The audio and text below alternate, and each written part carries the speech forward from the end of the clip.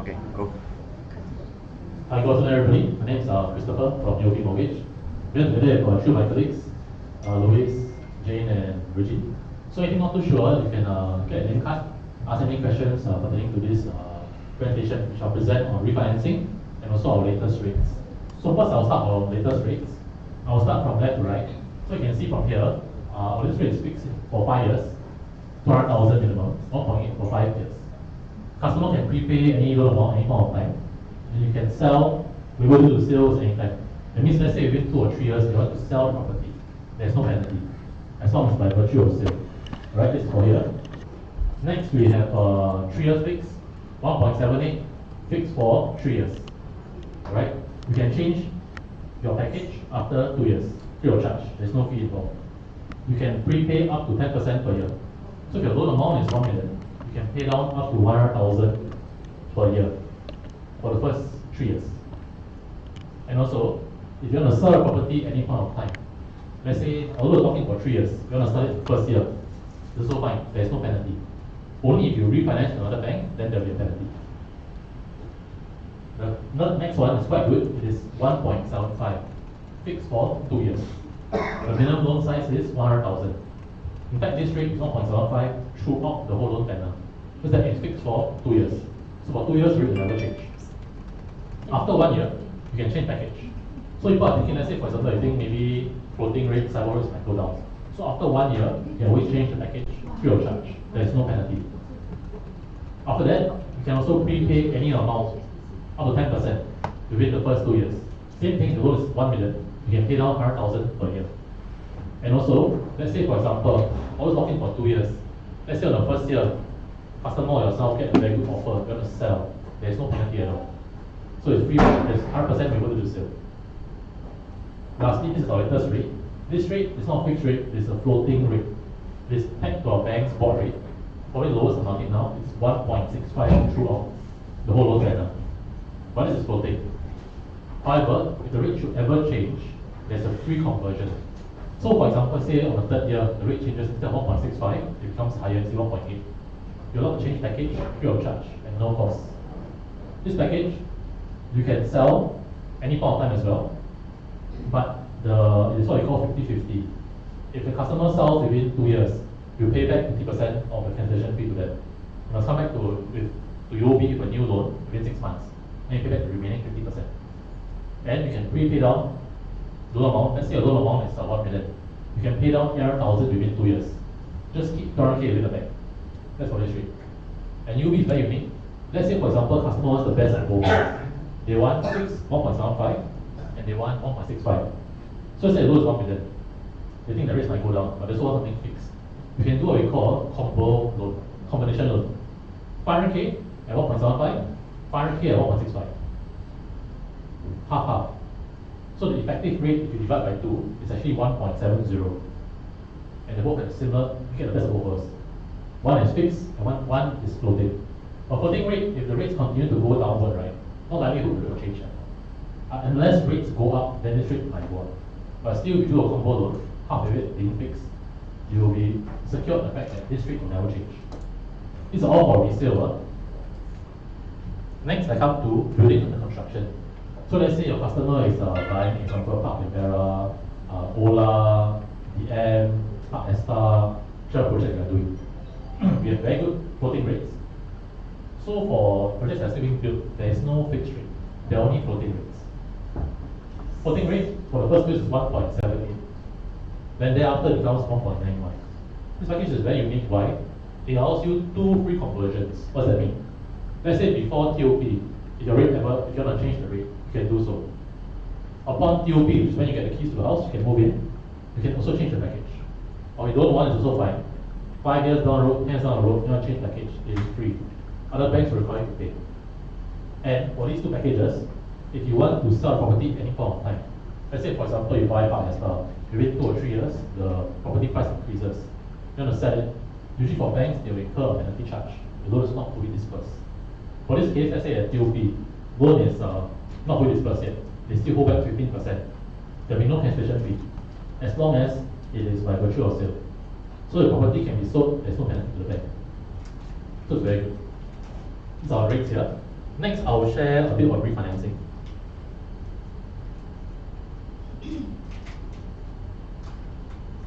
Maybe before I go on to refinancing, is there any questions you want to ask regarding housing loan rates?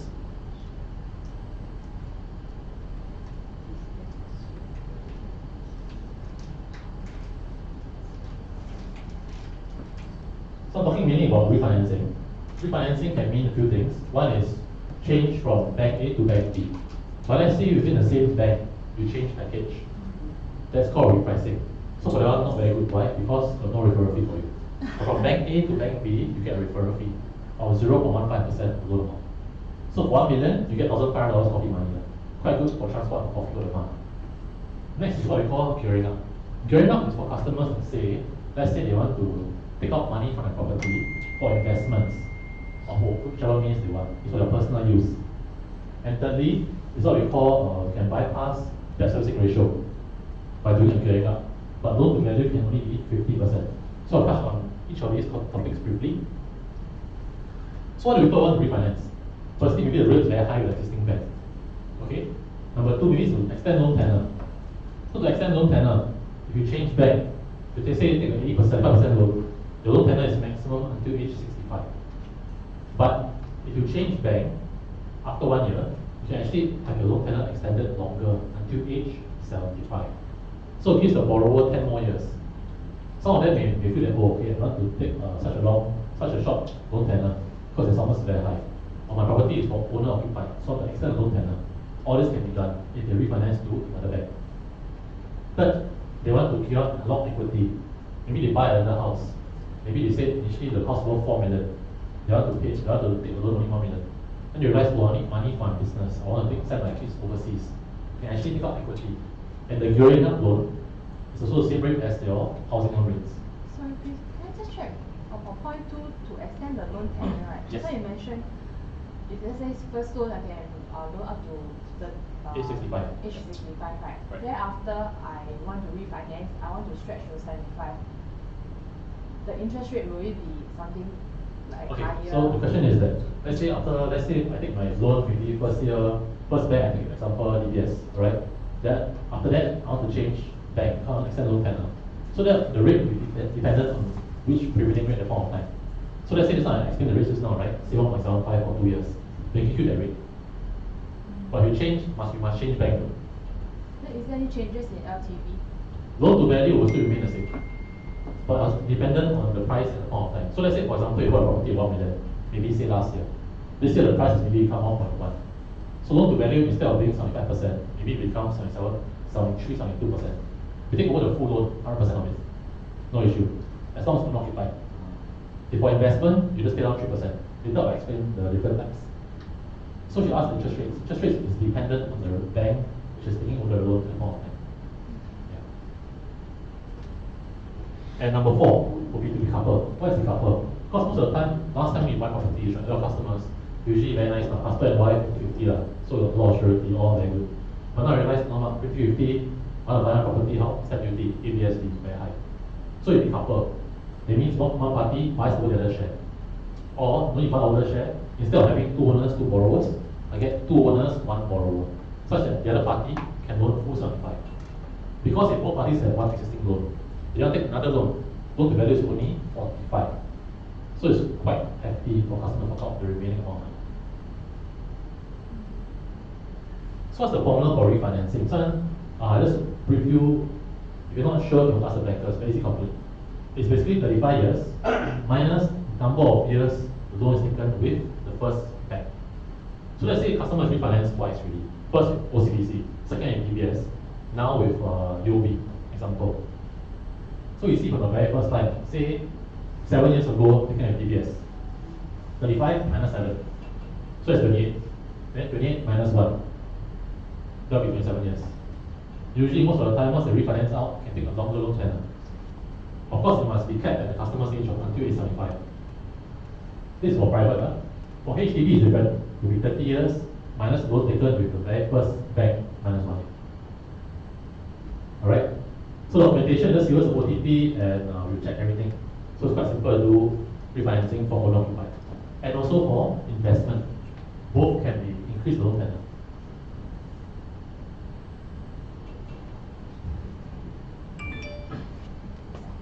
Okay, so it's owner occupied, right? It's what they call TDSR exempted. You just show towards the tax portal showing that the customer only has one and only property and must be owner occupied. You can refinance the property over full 100% of the value. Let's say even sway the value drop. Usually people when they refinance over is within below 80%. For whatever reason, maybe say St. Regis, they buy it very high. The value actually is above it, maybe say 85%. As long as it's a housing loan, purely housing loan, you can refinance over the whole thing. It is investment property. If they cannot pass TDSR, right, all they do is pay down 3% on the property price. And the debt servicing ratio must be within 80%. So this 3% doesn't mean you pay down straight away. It can be spread over 3 years. So let's say your loan is 1 million, for example. Instead of paying down 33,333, one shot, it can be spread over 3 years. So customer just pays down 11,900 per year. Because it's easier for customer. When you say pay down, right, you are paying down on your loan. You're not paying down, you're paying more interest. So actually, let's say it's 1 million. It technically only take over $997,000. 33,000 being the principal amount you pay within the 3 years. And turning to decouple is opens up many opportunities. Like can buy a property, can do a lot of things. Okay, gearing up. So for gearing up, right, this means getting additional term loan. This is good for customers that now use CPF or have minimal loan, or for business owners. Business owners usually, or probably even insurance agents or property agents, you buy property, one thing very good is that CPF, you use cash. So you have to cash equity from the house, right? It's easier. Why? Because it's up to 70% of the current market value, minus the CPF bills, minus the outstanding loan. If you need to get it higher amount, you can do up to 75%. So it's actually quite simple. If you have more than one housing loan for the customer, the second one you take out to draw equity will only be up to 45%. So let's say I own 2 properties. One is a housing loan, the other no housing loan. Still the same, I only can take out maximum 45%. But let's say I only have one housing loan. Let's say it's landed property 1 million or 2 million. I have one housing loan on it. Let's say my loan is very little, maybe 200-300K. I can take out additional equity up to 70-75% of it, depending on the value of the house. Okay, some tips on TDSR. So you know TDSR usually is based on customers' income, right? As for customers who are self-employed, insurance agent, property agent, they see your income tax. So you know you're going to pay so much income to so much tax to the government. So some of them, their expenses, declare very little. So what can we do to circumvent that? We can actually show funds or pledge funds. Show funds, everybody knows, very simple.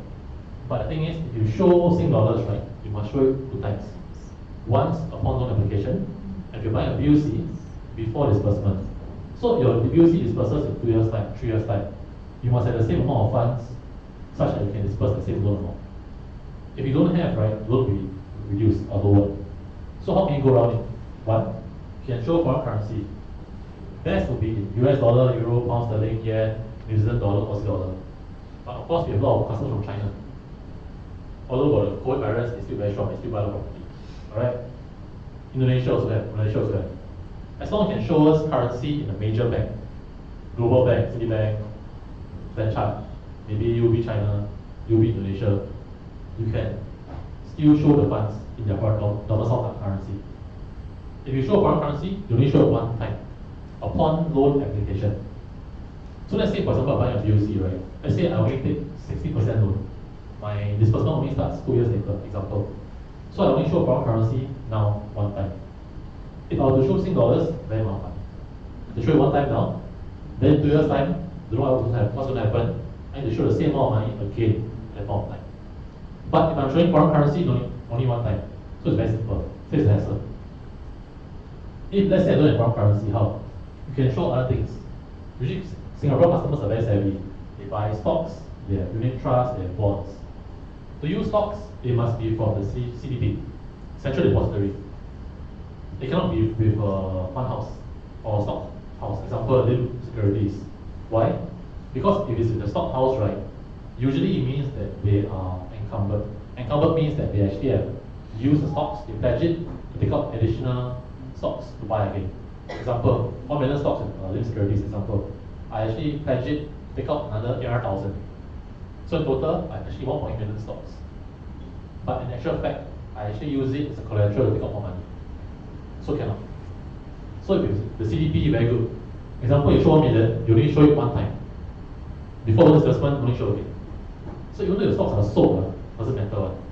They see at point of application. Same for unit trust, same for bonds. A unit trust, it must be accredited unit trust. Bonds also accredited bonds. As long as all unit MS this, the customer buys from the bank.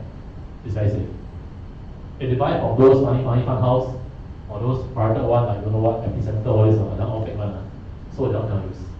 As long as the bank can use it, you show only one time. Before disbursement, if the funds or unit trust is no longer there, doesn't matter. We take it at the point of application.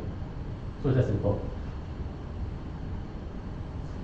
Next, I come to this thing called term loan. We call it mortgage withdrawal term loan.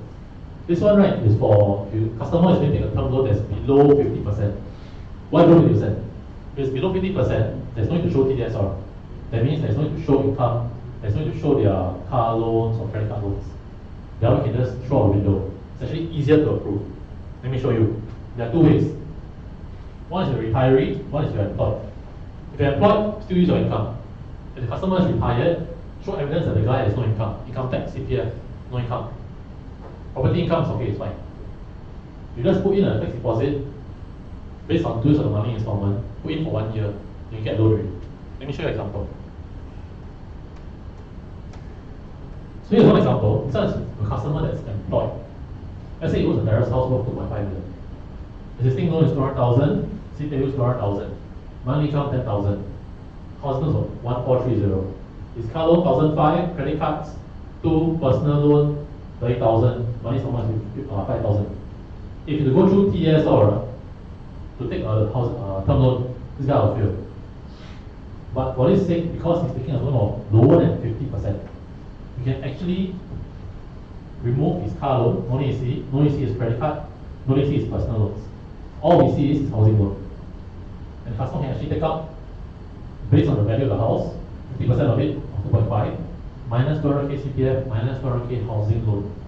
You can actually draw up to 850k. The loan tenor will be until age 75. So it's 25 years loan tenor. In fact, based on this, you can take out 713,000. This is the customer's employed. Customer retired, better still. Why better still? No easy income. Same scenario. All this guy does, right? As long as he's retired, his tenor can be extended for another 5 years more. Instead of 75, give him until age 80. Last age for borrowing will be 70 still. 80 minus 63, that will be 17 years.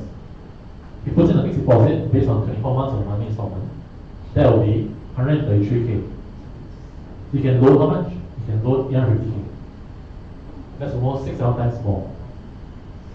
So it's very, very good. But this is only for term loan, not for new purchase. Term loan. So the customers, let's say for example, they own private houses or they are business owners, or they are employed, very minimal housing loan left, or CPF use. This will be very good.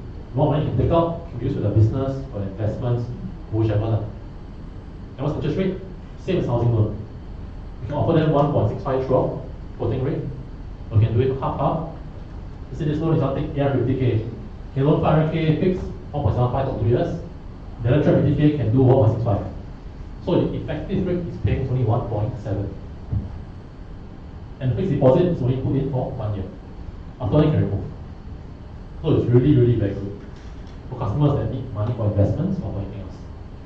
And for their personal use. Okay, so that's about it. We're come to the end of my presentation. I'll flash the rates again. And open the floor to if you have any questions.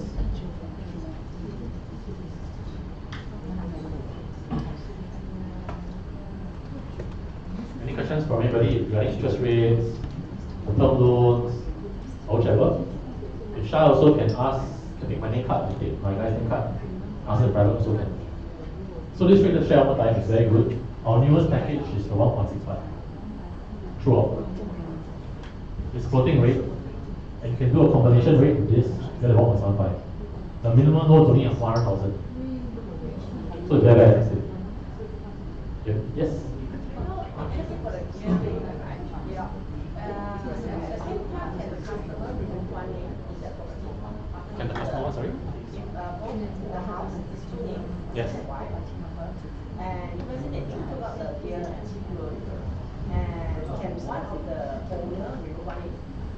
that means instead of two owner, become one owner. Okay. So the question is, let's say for example, the current ownership is two owners, two borrowers. Can the customer do a refinancing and gear up, correct? But remove one name as the owner. This is called part purchase. That means, right, one party sells their share of property to the other party, husband and wife. Let's say 50-50. So let's say husband buys over the wife's share. So that can be done. We can do buy over the share and also gearing up at the same time. Can be done at the same time.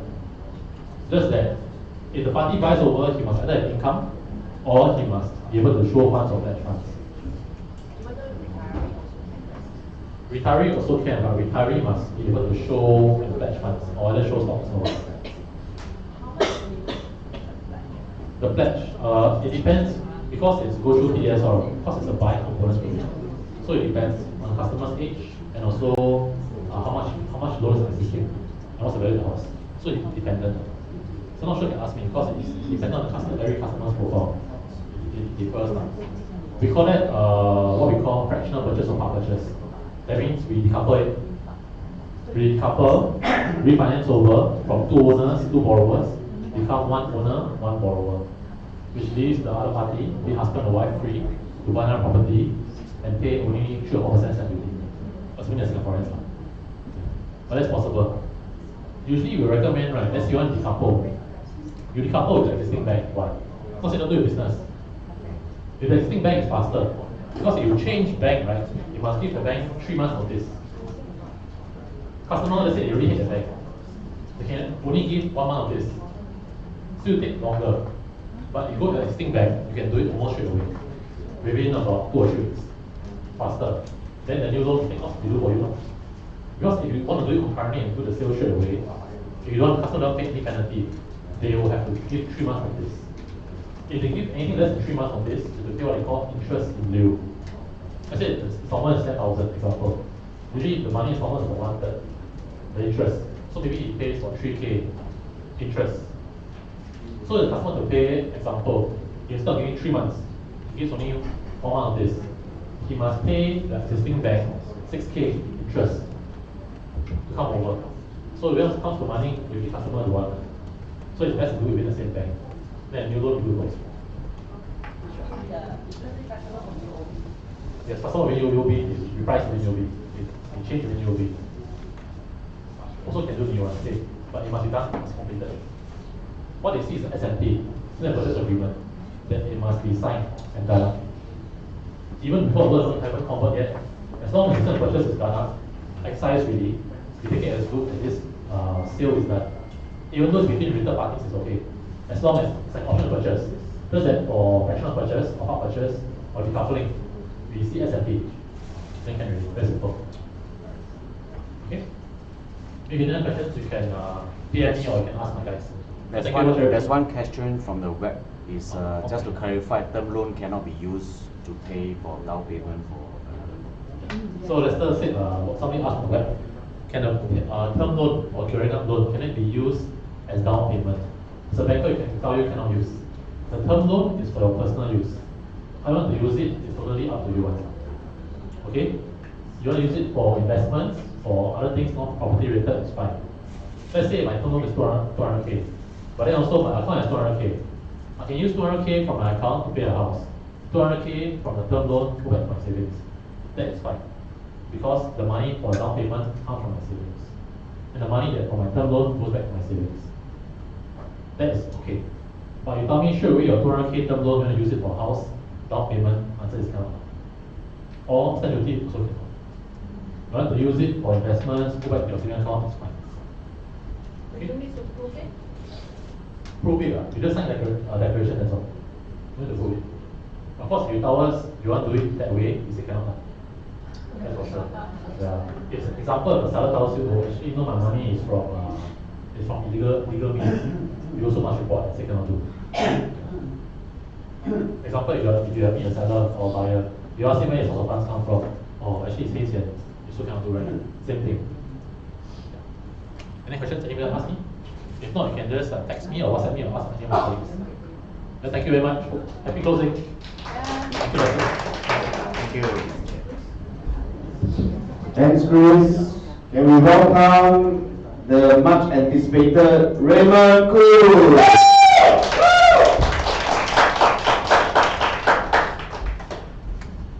Hello everyone. Hello. Hi. Thanks for the warm welcoming. All right. So today's sharing is rather special. Why? Because I call it the COVID special. Because we know the situation we are in right now, right? So that's why Lester put it as win-win-win. You know why is it win-win-win? Who must win first in every negotiation? You. I would say you must be in a winning state first. Meaning, no matter how the situation, whether it's COVID or no COVID, you must be at a peak state. Say peak state. Peak state is P-E-A-K, not P-I-G. Say peak state. Say peak state. Yes. So I believe there's many more of them on the YouTube. So I cannot walk too far off because if not they cannot see me. Let's start today's sharing. I hope we will finish within 2 hours. All right. So as all of us know where we are right now in this situation, which I don't need to elaborate more. How much the count right now worldwide? How many people got hit? 100 over 1,000. Any other numbers? Huh? Too many numbers until you every day here until bored already. Right? Now it's about 120,000. 120,000. How many in China? 80. All right. So worldwide about 40,000. It hit about 112 countries altogether. So much so that WHO came up to announce it as an epidemic. When was the last pandemic in a way? When was the last pandemic? Let's take things in context. H1N1. Did it hit us bad? No. Not really, right? So in a way, actually, this situation definitely is something that caught the world by surprise, and today is really just like picking up. And of course, the first and foremost hit is the stock market. But at the same time, today while I was driving here, I heard on the radio, I think one of the bank top honchos, he did say something. He says COVID in itself is not a financial crisis. Let's be clear about this first. It is a what? Health crisis. And I always say, crisis reveals the strength and the weakness of the system. Agree with me? So in a way, it happened in Singapore. It hit us. It revealed what? Our strength. In a way, at first there was weakness, but it revealed our strength. Our strength to contain it, our strength to hold it, and today we are one of the better countries, I would say, we have been praised. But at the same time, it also shows a weakness in the health system, because in the first place, if China handled it well, I believe the outbreak won't be so bad as today. So today, as the sharing session is not to be negative, I know all of us are negative. Every time we hear the news, we hear the radio, turn on the radio, turn on the news, it's so COVID, until you dreaming maybe also COVID. So the point of my sharing, like what I mentioned earlier, is to win-win-win. The first win is you yourself. Every day you must still be positive and not be COVID. So fearful or so much. So my sharing today, number one, having the right mindset. As realtors, we must have the right mindset. Number two, understanding why buyers buy. Because today we must have better understanding, then we can serve them better. You agree with me? In the market right now, having a buyer, you are a champion. Alright, in the market right now, buyers, realtors are champion. I'll share with you how to handle top 5 objections that we face in the second win I like to cover is in project sales. So project sales, talking about what are the top 5 objections that you face. Then the last one, I'll talk about for resale. Because you want to have 3 wins. First win is you yourself, pick state. Second win in project sales. Third win in resales. Are you ready? Yes. Alright, let's go. Okay, so what is sales?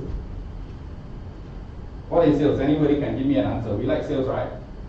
So if I really ask you to streamline or filter down what is sales in 2 words, what is sales?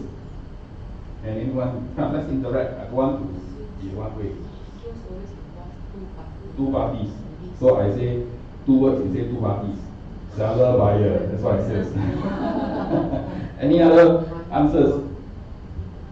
Come, let's keep it alive so that you won't fall asleep. I think the both parties they have the transaction like one want to sell, one want to buy. Willing seller, willing buyer, almost the same answer. Okay. I mean sales as a salesperson. What is sales? Income. Wow. More straight to the goal.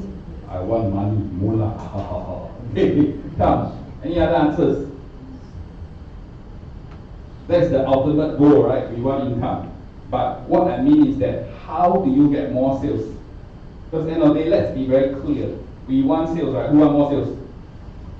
Only 5 people, the rest don't want. The rest of you want more sales, not? Yes, yes. So, because today I want to share with you how to get more sales and how you can be very clear-minded that every day when you wake up, you go to work, you know what you are doing, you are refining yourself, you're getting more sales.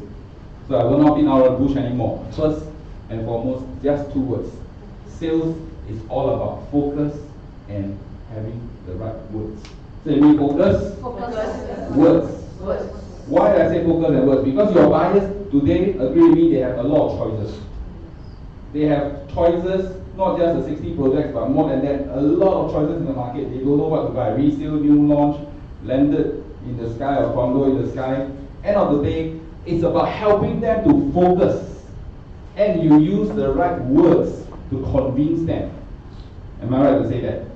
As simple as that. Focus and words.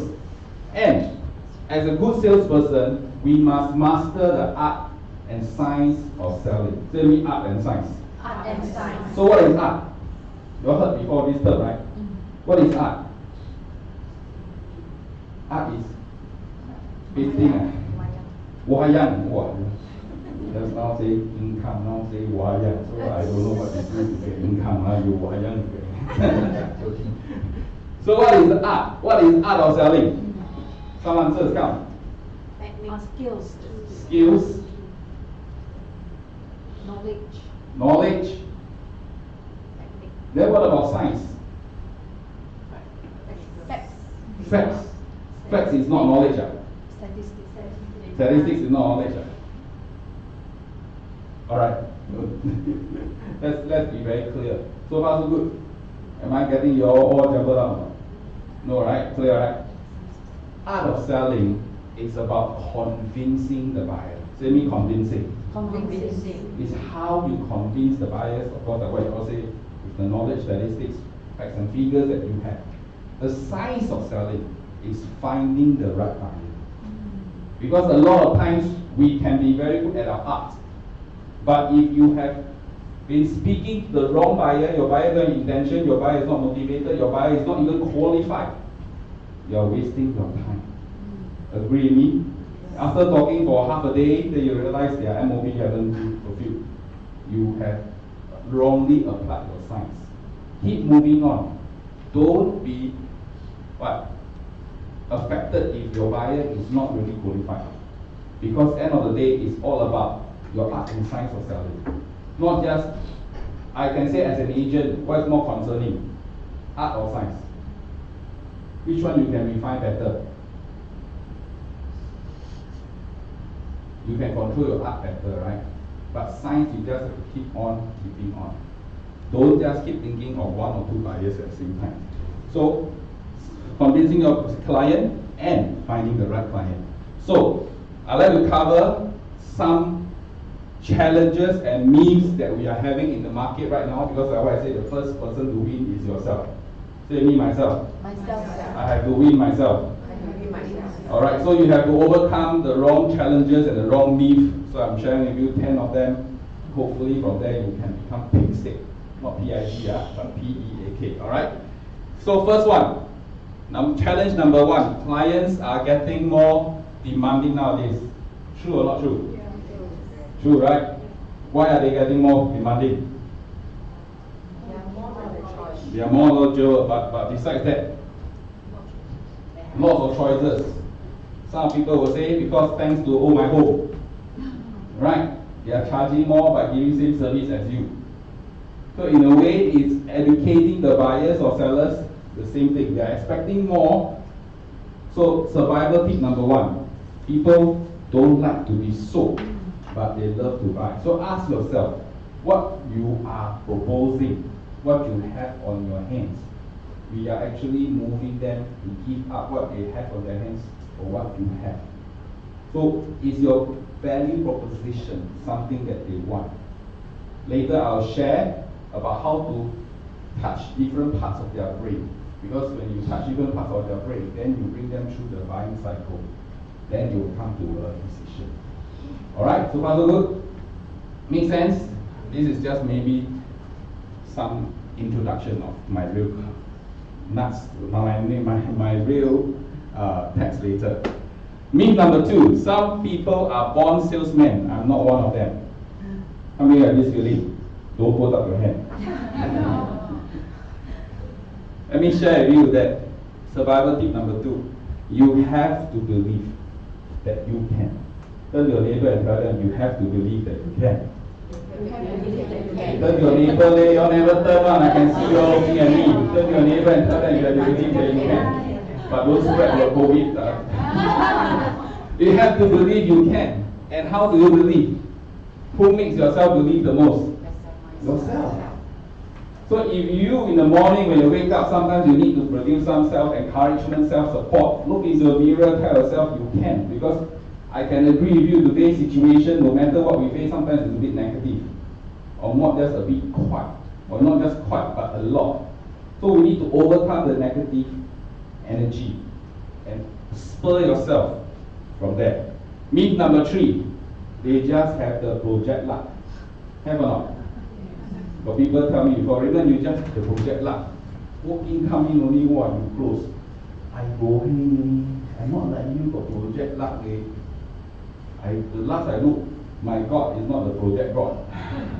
So there's nothing such as project luck. But rather, I want to leave you with this. Richard Bronson says, there's no such thing as accidental entrepreneur. It's deliberate, it's conscious, it's hard work. Means what? You have to have the belief that hard work works. When does a sale happen? It's when you are prepared and the opportunity comes. Bam, the deal happens. The same buyer that talks to agent A and talks to agent B, different outcome. How come? Because one is more prepared than the other. So the question to ask is, how prepared are you? How well versed is your art of selling? Challenge number 4, I don't have thick skin to sell. Go on. Anyone thinks that being a salesperson must have thick skin? Yes, must have super thick skin. So how to have thick skin? Every day wake up.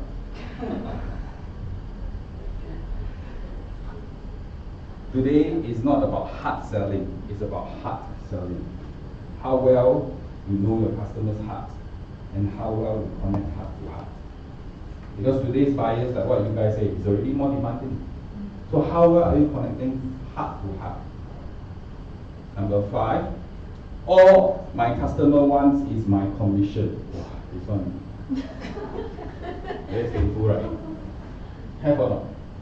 Those of you in project, sometimes you have this thinking, right? This part can stop YouTube, boss. Just joking.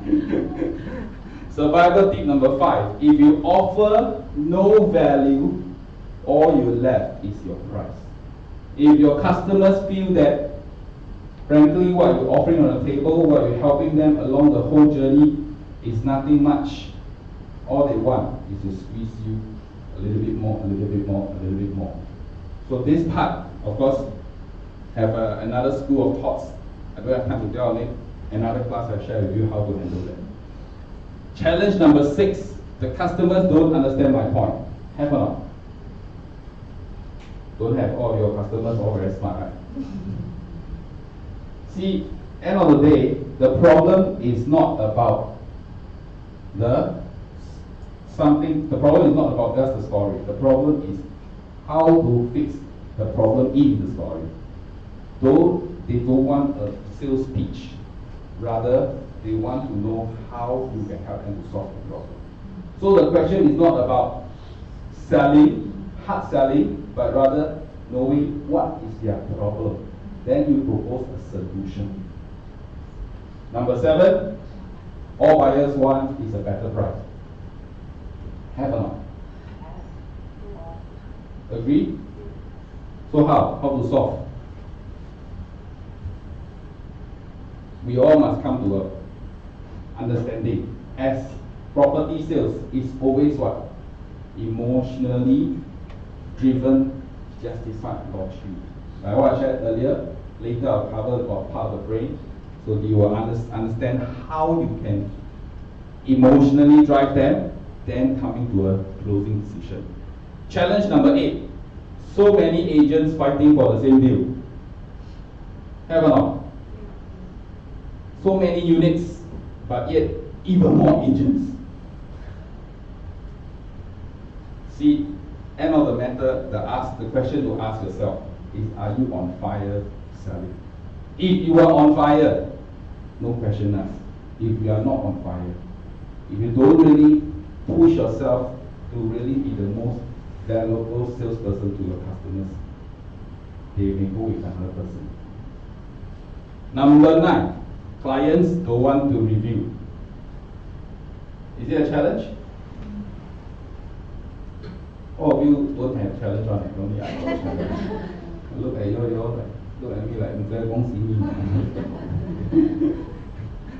fact of matter is, questions unlock sales.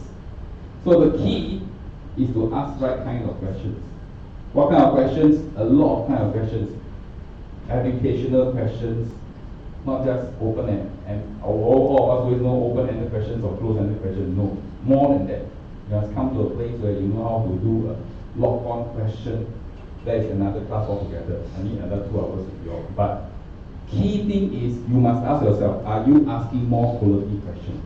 And what kind of question will help the customers to really know what they need to be aware of themselves? Because you agree with me, sometimes some customers don't even are aware of what they really want.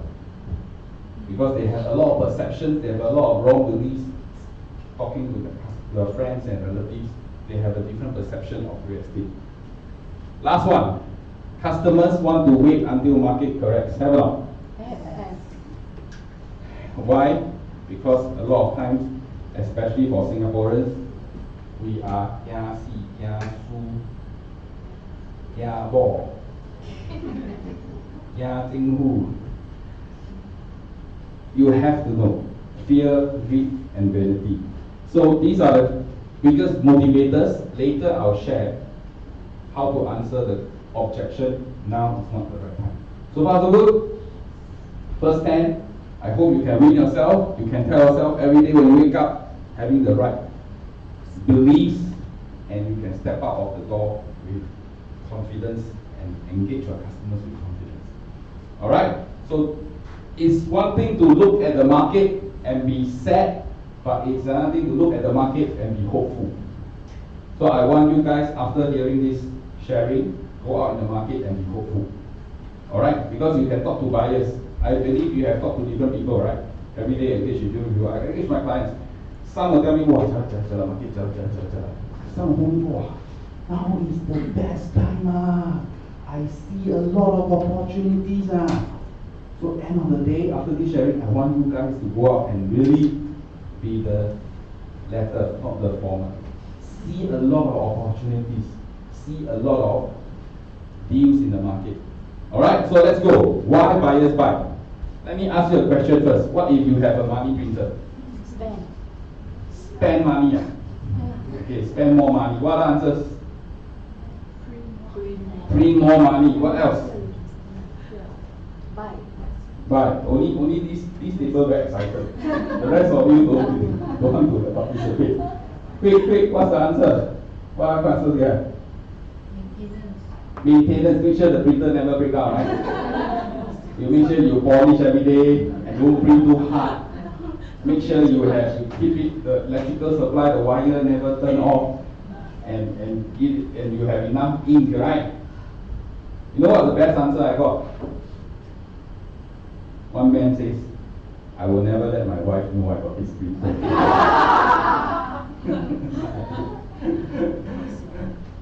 Today, do you have a money printer? Yes, you have. You are the money printer. Turn to your neighbor and tell them, you are the money printer. You got money, you are a money printer. Why I say you are a money printer? The paper is your customer. Come to you, talk to you, after talking to you, you give them some ideas. Just like I say words and focus, you help them to focus, you speak the right words. Next moment, income comes out. Right or not? Isn't that what? You are the money printer, but make sure what? This printer got turned on. Morning you must turn it on. You must turn yourself on. You must make sure this printer is working condition. Got enough ink in your head. You know how to influence your buyers with the right words. Then the right results will come out. And feed the printer with what? The right paper. Some of you feed the buyer low quality one. Like sandpaper. Go through you die first. Not the printer type. Because trying to print on sandpaper. You get me? You know what sandpaper, right? Not proper, good quality paper.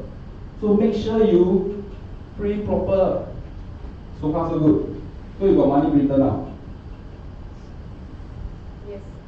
Only one person yes. Only still cannot find. Yes. You cannot find out for Lester. Lester find for you. The question to be a good negotiator, let's come to the topic today, is how to be a top negotiator is boils down to this very important word called pre-frame. Say me pre-frame. Pre-frame. What is pre-frame? What is pre-frame?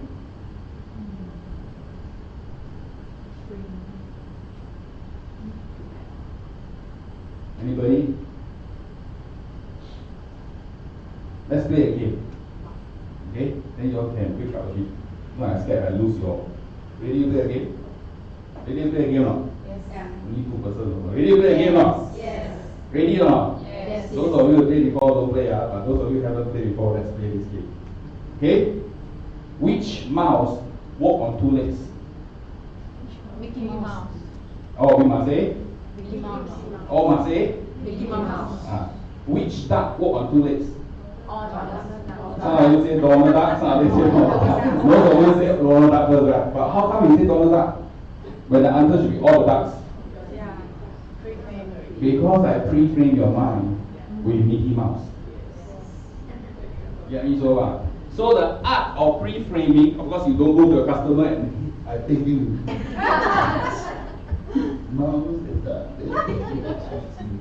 Alright. It is the art of shaping the meaning of a situation, behavior, thought, word or phrase. It is deciding what this situation in front of you is going to mean to you and how it is going to help others decide what the situation is going to mean for them. So before you start any negotiation, very important is to ask yourself, how should I prepare my customer? How should I pre-frame them to help them to see what I'm going to bring them to view is something good? The offer that I have on the table is something good? Because end of the day you tell me, it's all about pre-framing. You get me so far? Maybe you get it later, we'll come to it. But first and foremost, for buyers, let's talk about buyers.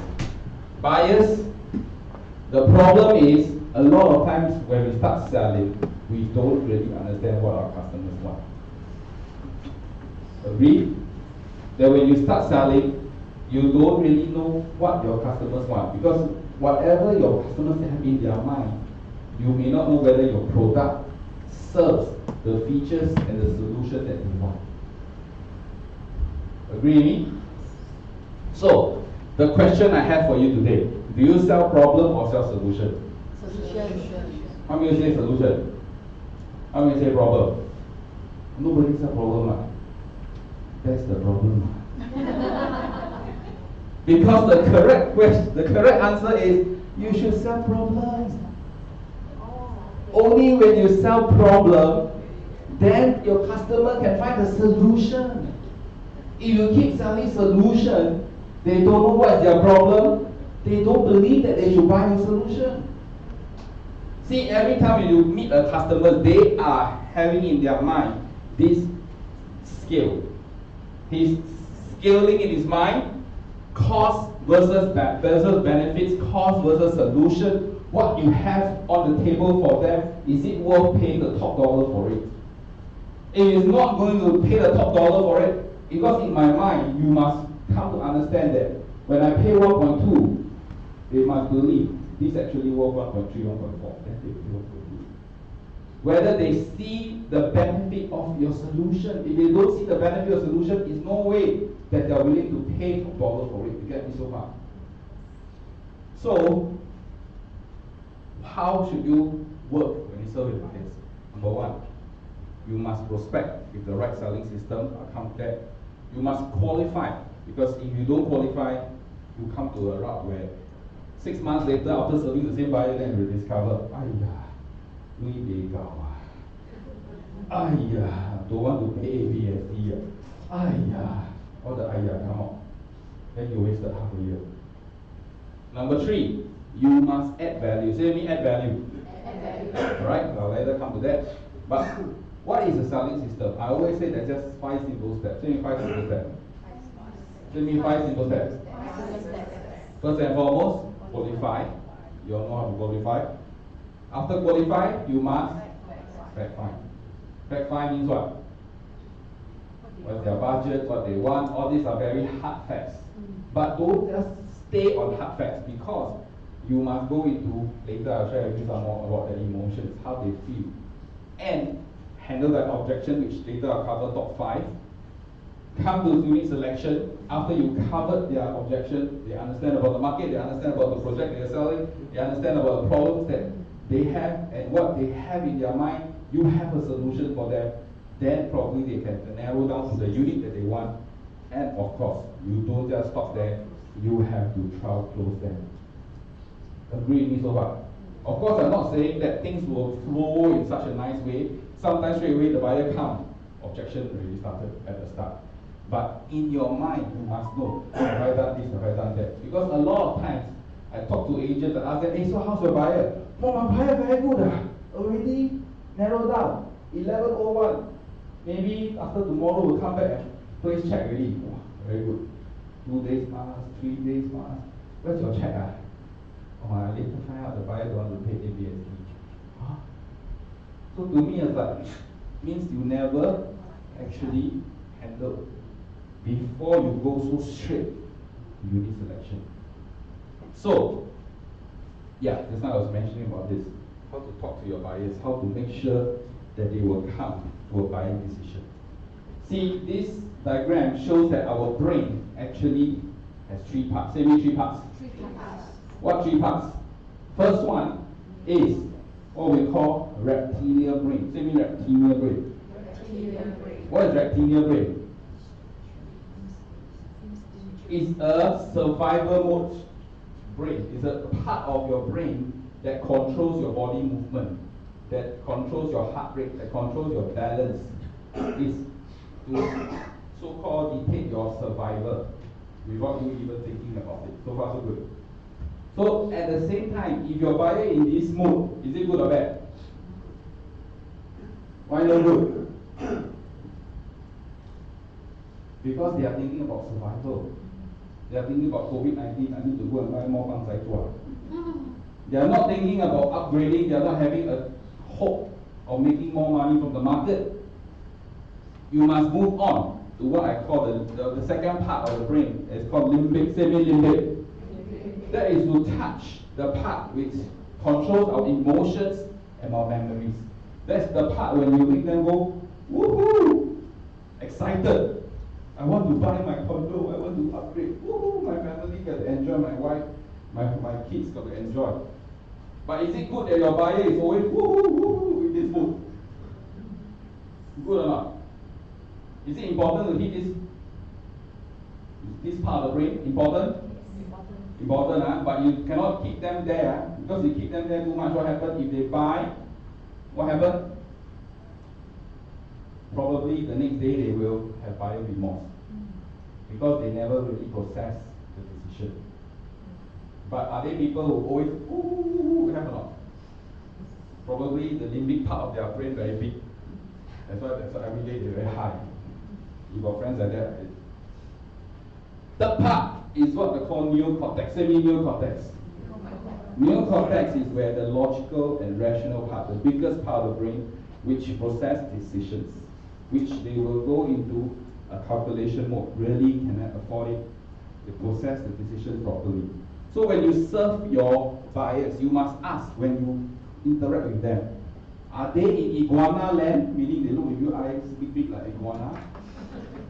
They don't get what you're talking, and they keep thinking about pan zai chua. Got enough pan zai chua for my family or not? Their eyes is like iguana. They are not in the limbic mode. You must ask questions to keep them into limbic. Limbic is, they are in Vegas club. They are enjoying. You know already. They can see the excitement they talk about. They start to dream about living in the condo, the new house that you are proposing. Then eventually, before they make a decision, they move to calculator land or calculator mode. So far so good. So how to do that? How to move them from here to here and calculator land? It's calculator mode. There are 4 levels. First one, of course, like what we mentioned just now, qualifying, fact-finding, is where you come from first level, just uncovering facts. You go to next level where you uncover feelings. You ask questions like, what difference would you have? Do you think the feelings that you would, can you feel, what kind of feelings you will have with this new house? What kind of difference does it make to your lifestyle? And emotional connection. You ask deeper questions. Last of all, see, why is it good time to buy now? What difference does it make to your life after this purchase? You ask deeper and deeper questions, but most important, the 4th level, is what I call pain and pleasure. Say me, pain and pleasure. You know what's the best thing about being a salesperson? You can make your customer feel very painful or very happy. But is it important? Just now I share, right? Just now I asked, right? How many sell problem?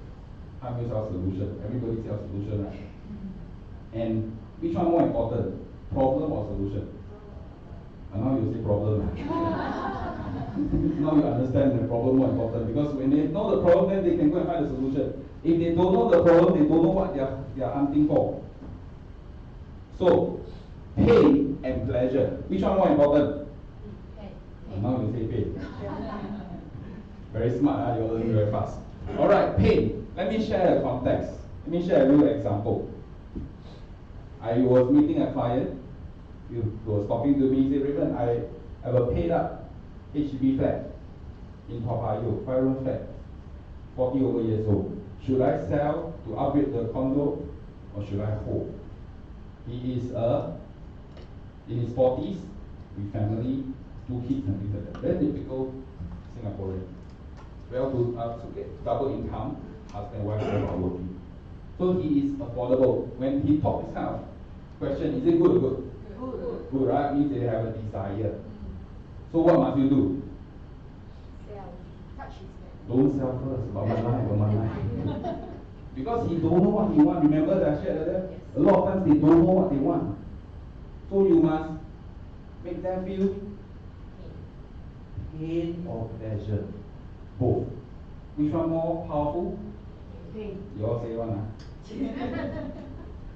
Lester, they like pain. Lester very happy now. So focus on the pain first. I say things like, Mr. Owner, your HDB is 40 years old. May I ask, how much more do you think you can appreciate? Is it nice for 800 okay? I don't think you can go up anymore. You said it. You know what is important? Questions are actually more powerful than statements. Because when I ask question, he himself gives a statement, he believes in it. I don't have to make him believe in it. Is he himself believe in it because he justified his own dream. It's his own thinking.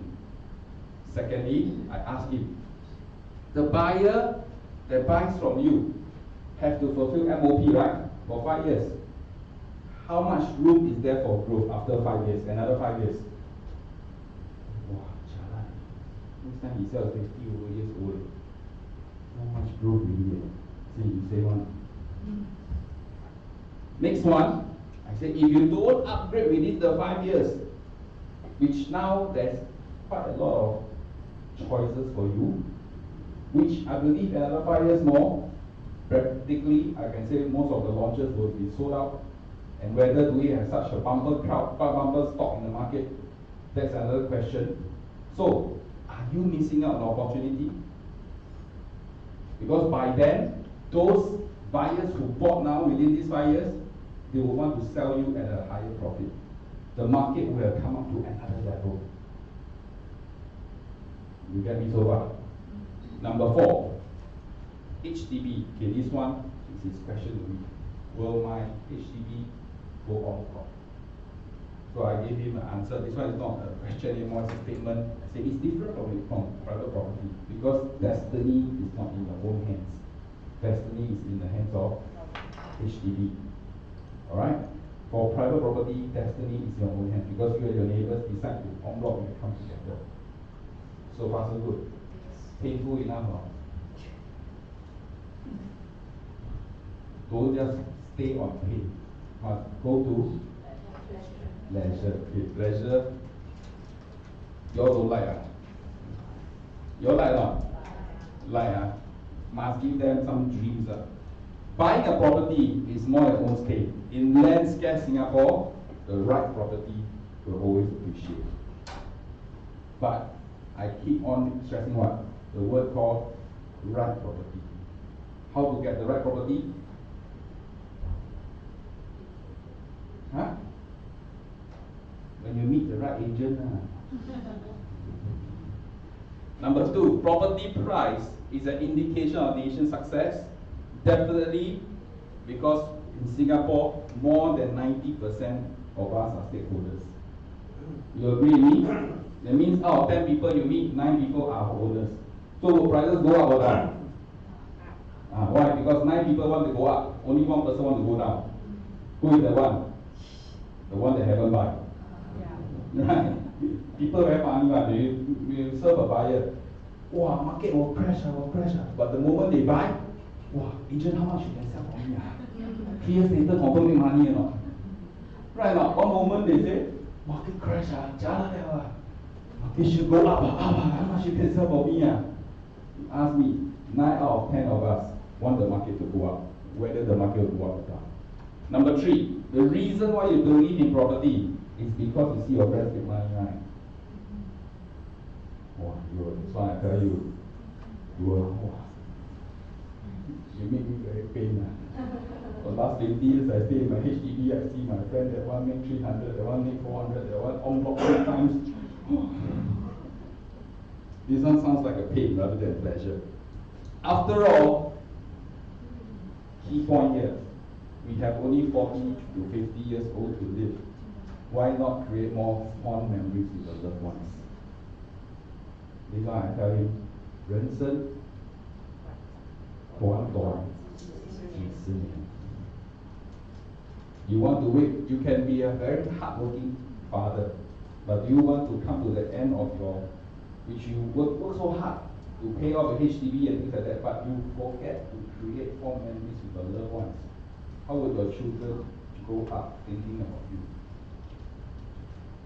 So, almost like pain as well. But all these are tips for you how to touch their pain and pleasure so that they can become clearer of what they want. So far, so good? Yes? Any questions for me? Before I go on to top 5 objections, then from there I will end off the negotiation. I believe you are doing well on time. So far, so good? Anyone need a break? No? Okay, let's go. Top 5 objection that I'll be covering today. Price too high. Have a lot? Yes. Yes, most of the time, that's what a lot of buyers have in their mind.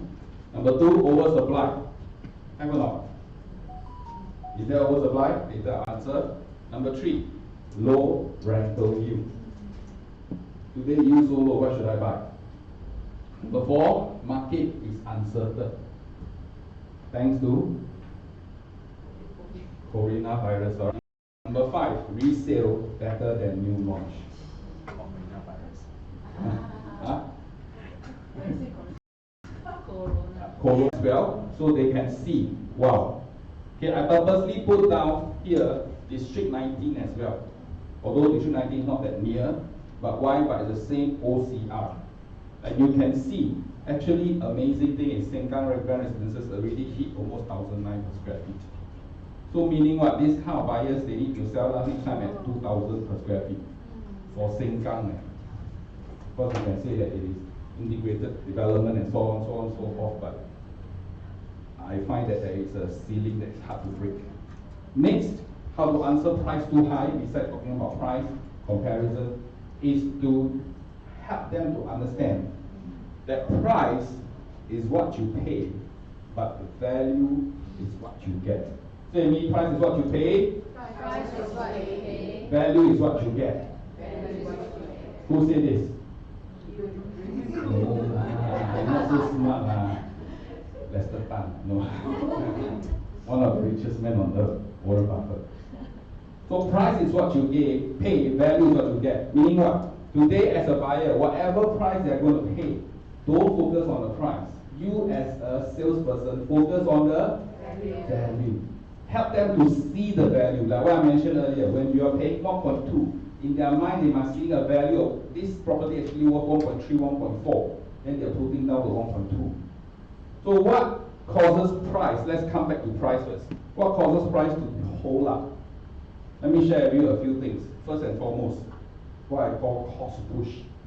What causes price to hold up there? Because you see, as developers, today is the land price more and more expensive.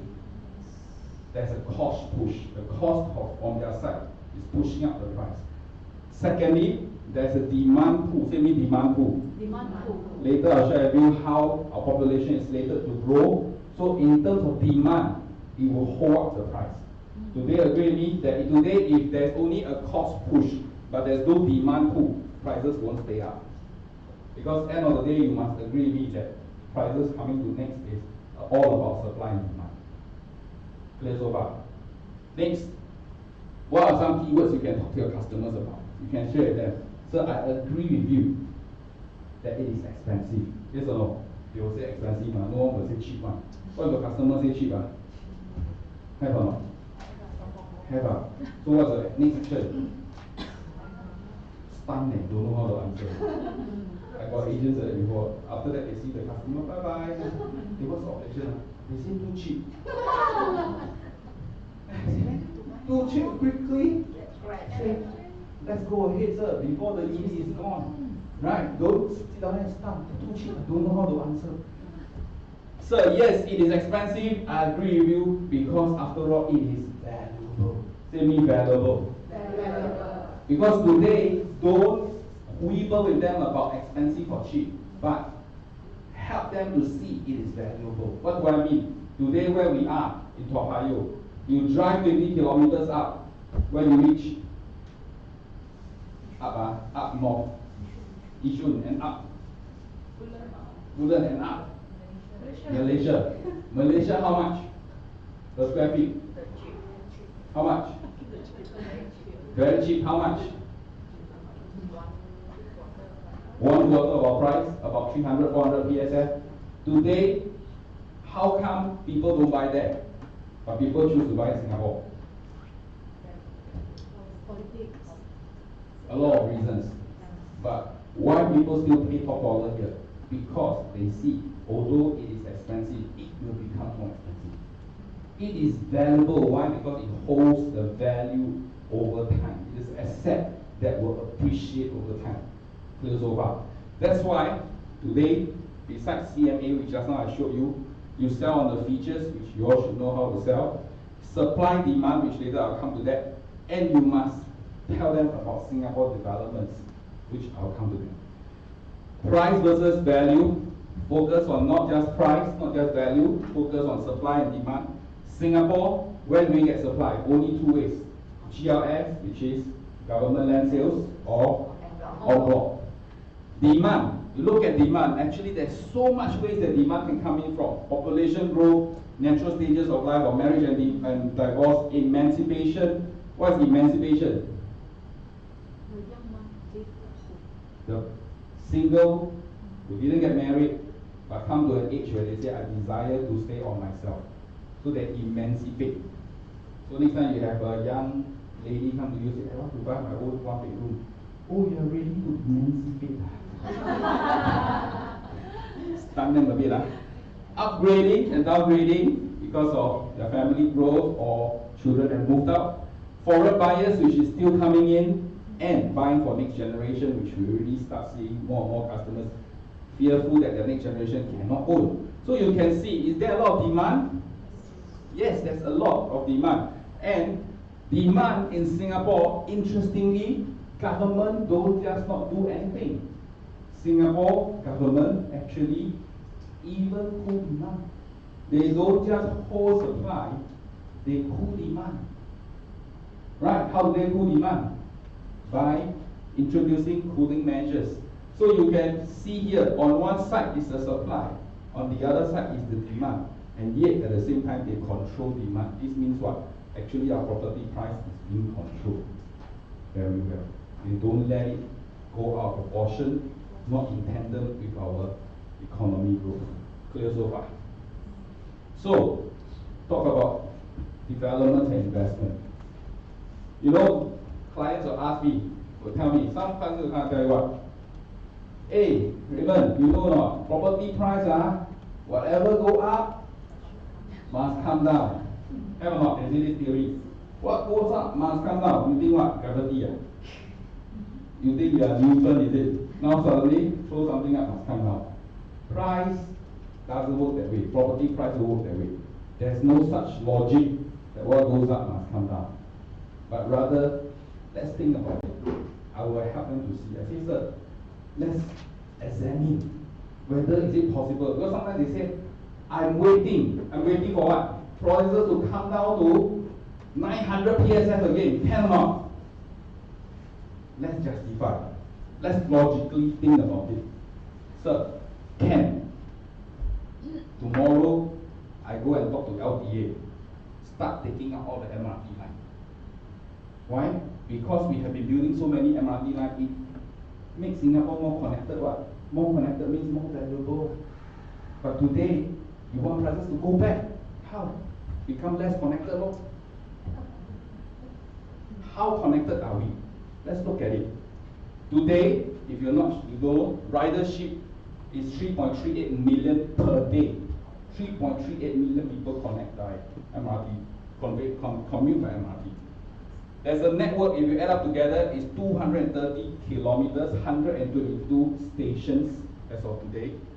90 billion is already been spent. And are we still spending more? Recently, I heard Kokuan says they're going to spend another 60 billion to continue building. The whole network will be up and full by 2040, and they're going to connect up to 400 kilometers in terms of network. So can prices go down? It should go up some more. Why? Because it's more connected now. Another question to you. Another one to you. What is this?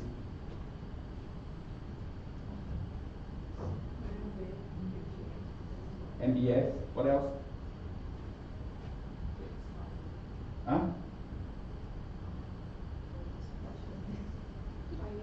Fireworks. So Singapore property will be very good because of fireworks. Yes, F1. Do you know that the F1 night race have been running in Singapore for 12 years? What do I want to point out to you? Because events like this put Singapore into the world map. Put Singapore, we are no longer just a little country. We are a metropolis. We are a country that people look at us. Not just 300,000 people attend physically, but worldwide it captures the people's eyes. All over the world, these events put us on global map. What is this? This one you all should know. Huh? So if we want prices to go down, can. We don't want tourists. Huh? Of course, not to mention COVID. But if we got COVID, do you know that we are the top 5 tourist destination in the world? In the world. And tourists come to spend 27B, and we attract 18.5 million tourists a year. What else? What is this? Plant. What plant? Pot. You better answer.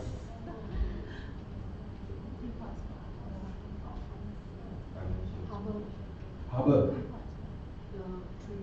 This is actually Jurong Island. What's so great about Jurong Island? Do you know that Jurong Island was formed by 7 small islands? They reclaimed 7 islands to form one big island. And today, it is the number 3 oil refinery in the world. It is $50 billion of investments that overseas companies have put into Singapore. And today, it creates $81 billion of production each year. On top of that, they produce 1.5 barrels every day. That's how much they produce. Today, Jurong Island is not just a small little island that we don't know. But what I mean is that it's something that puts Singapore on the world map as well. Today, do you know that your tires is not totally rubber, it's synthetic rubber. It comes from crude oil. A lot of things come from crude oil. And today, Jurong Island is definitely a place where it generates a lot of revenue for Singapore. What else is this? Tuas Megaport. Tuas Megaport will be able to handle 65 million units of vessels. That means containers that will come through this port. In the world, it is second busiest port. Which is number 1? Shanghai. Because China itself got a lot of trade that's going on. So definitely they are number 1. We are number 2. It accounts for 7% of our GDP production, and it creates jobs for 170,000 people. Today, you want prices to go back to 900 PSF? Can. We take away our MRT, we take away F1, we take away our tourists, the one to do tourism, we take away our Jurong port, tear it out again. Can or not? What is this?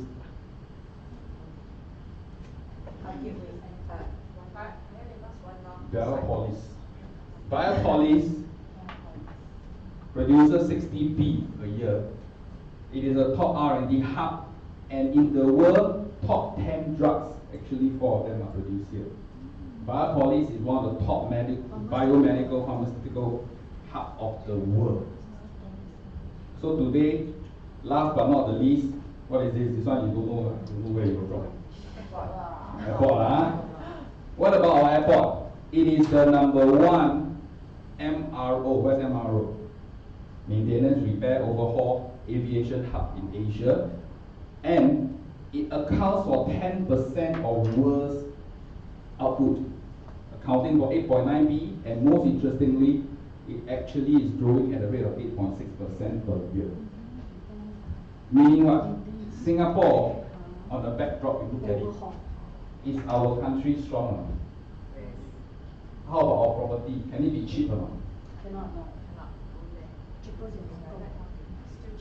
Still cheap, right? Now actually it's undervalued. Why? Because thanks to cooling measure. Why is our economy strong? Look at this. Amazing point. They say we are number 1 in the world. Number 1, mind you. Number 2 is what? USA. Our little red dot actually overcome a superpower. We are actually number 1 in our economy. Look at it. The worldwide economy is from second place we go to number 1. Why is it so? This was not an easy feat. It was assessed across 63 economies based on 235 indicators, and we emerged as number 1. How hard is it to be number 1? You know or not? Is it hard? I asked you to be number one orange tea producer. Is that right? No, but now I ask you, you are number one in the world. Think about this. This is such a big statement on our country. Why are we number one? Because number one, we don't have any foreign debts. A lot of countries, they have a lot of foreign debts. Number two, our government always have revenue, high revenue constantly. Number three, we constantly have surplus. 2.1B in 2018, the figures have come to 2019 yet. You may say 2.1B, you really I also have. Some of you, I reach now, I don't know, Leicester maybe every year we get around. But look at it this point. Do you know how much USA make? Ask Donald Trump. USA make about 3.6 trillion a year. But do you know how much they spend?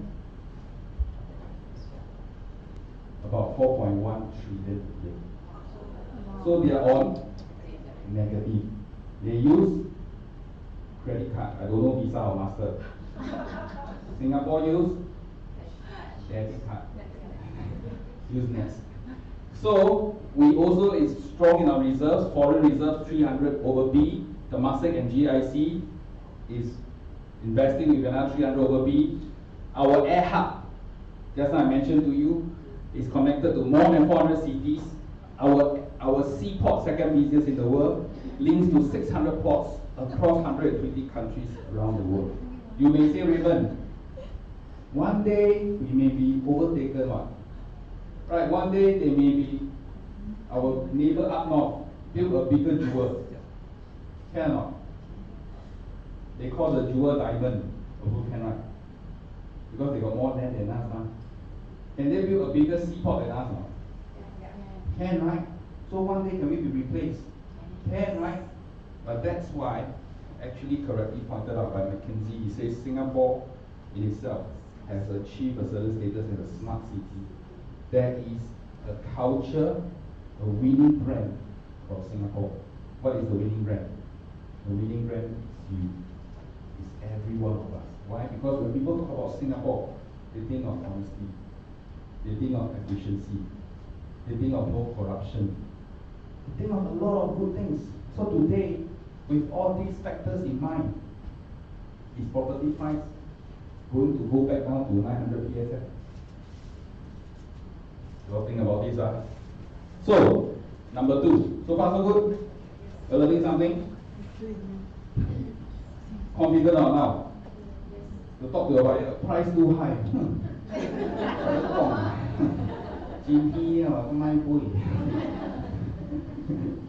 Second point, oversupply. Is there oversupply? Let's look at it. Today, we know by 2030, the minister has come out to say we will likely hit 6.5, not 6.9, but rather 6.5. Today, our population about 5.7. You work out the growth about 800,000. Average household size, according to SingStat, is about 3.24. You divide it up, we need about 246,000 houses to house these 800,000 people. Let's just figuratively say, not all of them will end up buying a private property. Let's just estimate, say, 30% due to population growth. That goes out to 74,000 houses, and you divide that within 10 years. Why? Because from 2020 to 2030 is 10 years. It makes 7,400 houses a year based on population growth. Of course, not considering other factors like emancipation, upgrading, downgrading, and foreign buyers. So, let's look at some numbers again. Let's look at the supply over the years. Here, from 2008 to 2021, this shows you the supply of private housing from 8,000 over, all the way up, peak at 18,000, come down, and hit 19,000 last year. So people will always very astonishedly and say, Raymond, there's an oversupply situation, and they're very smart. Why? Because they will say supply demand. Supply high and demand not so strong, prices will come down, right? Just like we mentioned, price and supply versus demand. But let's look at an overall picture. May I point out to you, 2009 to 2013, actually there was a bumper supply of 83,000 houses. Is this also? Yes or no? Yes or no? Eh, bowling we lah, 2013 leh. Now 2020 already eh. Haven't sell me. So or not? You don't look at me like I'm not asking a trick question, right? So lah. Look at 2008 to 2018. From here all the way to here, when you divide out, actually supply per year is about 11,500. So think about this. When actually this supply was consumed within these 5 years, and yet people struggle when people say that, hey, last year there's an oversupply. Is it, when you compare with these 5 years, which one more scary? Which one more scary? This one, right? But it's all consumed. Think about it in perspective. Next, let's look at going ahead from 2019 to 2021. If you plot these 3 years and you divide it out, actually per year only 10,006. Are we oversupply? Interim. Short while. Because averagely each year we consume on a good year about 10,000 on the market. So today, if buyers ask you oversupply, yes, in a short while. But I believe the supply will be taken eventually. Because thanks to the en bloc fever. Clear so far. Then you show them these 5 years what happened. You show them in totality what happened. Then they will understand, hey, it's not so scary as I thought. Make sense? Then, number 3, low rental yield. Have or not? Buyer say, hey, rental yield so low, why should I buy? Yes or no? Yes. Then what, how you answer? How you answer? People rent very low, I rent very high lah. That's why I got virtual tour ma, I got this, I got people to do ma, all this like. People rent $3 per square feet, I rent $5 lah. Yes or no? Can you answer that way or not? Of course, you can answer that your marketing is more gila lah. But more than that, how to answer this? Of course, you cannot dictate how the rental market goes. Key thing, I would rather say, first of all, sir, you must be a savvy investor, right? Because he talk about rental yield, angkat him a bit. Because when you help people a bit, they feel good, then they. So you must make them feel, you must be a savvy investor. But today I want you to understand between the big money and the small money. What is big money? Capital gain. What is small money? Rental. After all, you are savvy investor, you know one. Rental is just to service every month and make sure it goes along the way, but you want to hit the system works so well, how our government reacted so fast. So when this whole episode is over, do you agree with me that the rich will come to Singapore? Yes. What will happen if the rich come to Singapore? You answer yourself. Market, frankly speaking, sir, has never been settled. You look at it today, I mentioned to you just now when I talk to different customers, some say, wow, market bring money. Some say, wow, a lot of money people. Most important thing as an investor is you must see market go up and down, up or down, up or down. Then you got money to make money. If the market is like 10 years ago, 20 years ago, property price 30 years ago, what happened? Can you make money or not? Cannot. So, as a smart investor, you buy at perceived bad times. That's what you see at the end, the new launch, where people swapping there. Because they see a good buy. Developer price it carefully, they won't anyhow price, which later I'll share a bit more on copper, which some of you should have heard. Pricing is very attractive as well at 2,000 per square feet. Smart buyers, sir, is you buy at this timing and you sell at good timing. And furthermore, Singapore is known for our stability. Our government is very good at one thing, managing risk. They always look ahead. So, it's one of the solutions. You can talk to them about reissuing option to help them lock in the price, secure the unit, and they just pay the money 6 months or 1 year later. After all, sir, In a nutshell, real estate is not like other assets where you cannot use. It is after all still a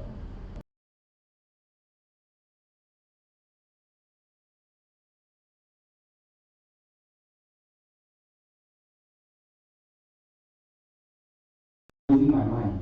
That when people ask me how's the market, oh very good, very good. Jinja ho, then see people like, go COVID man, go COVID.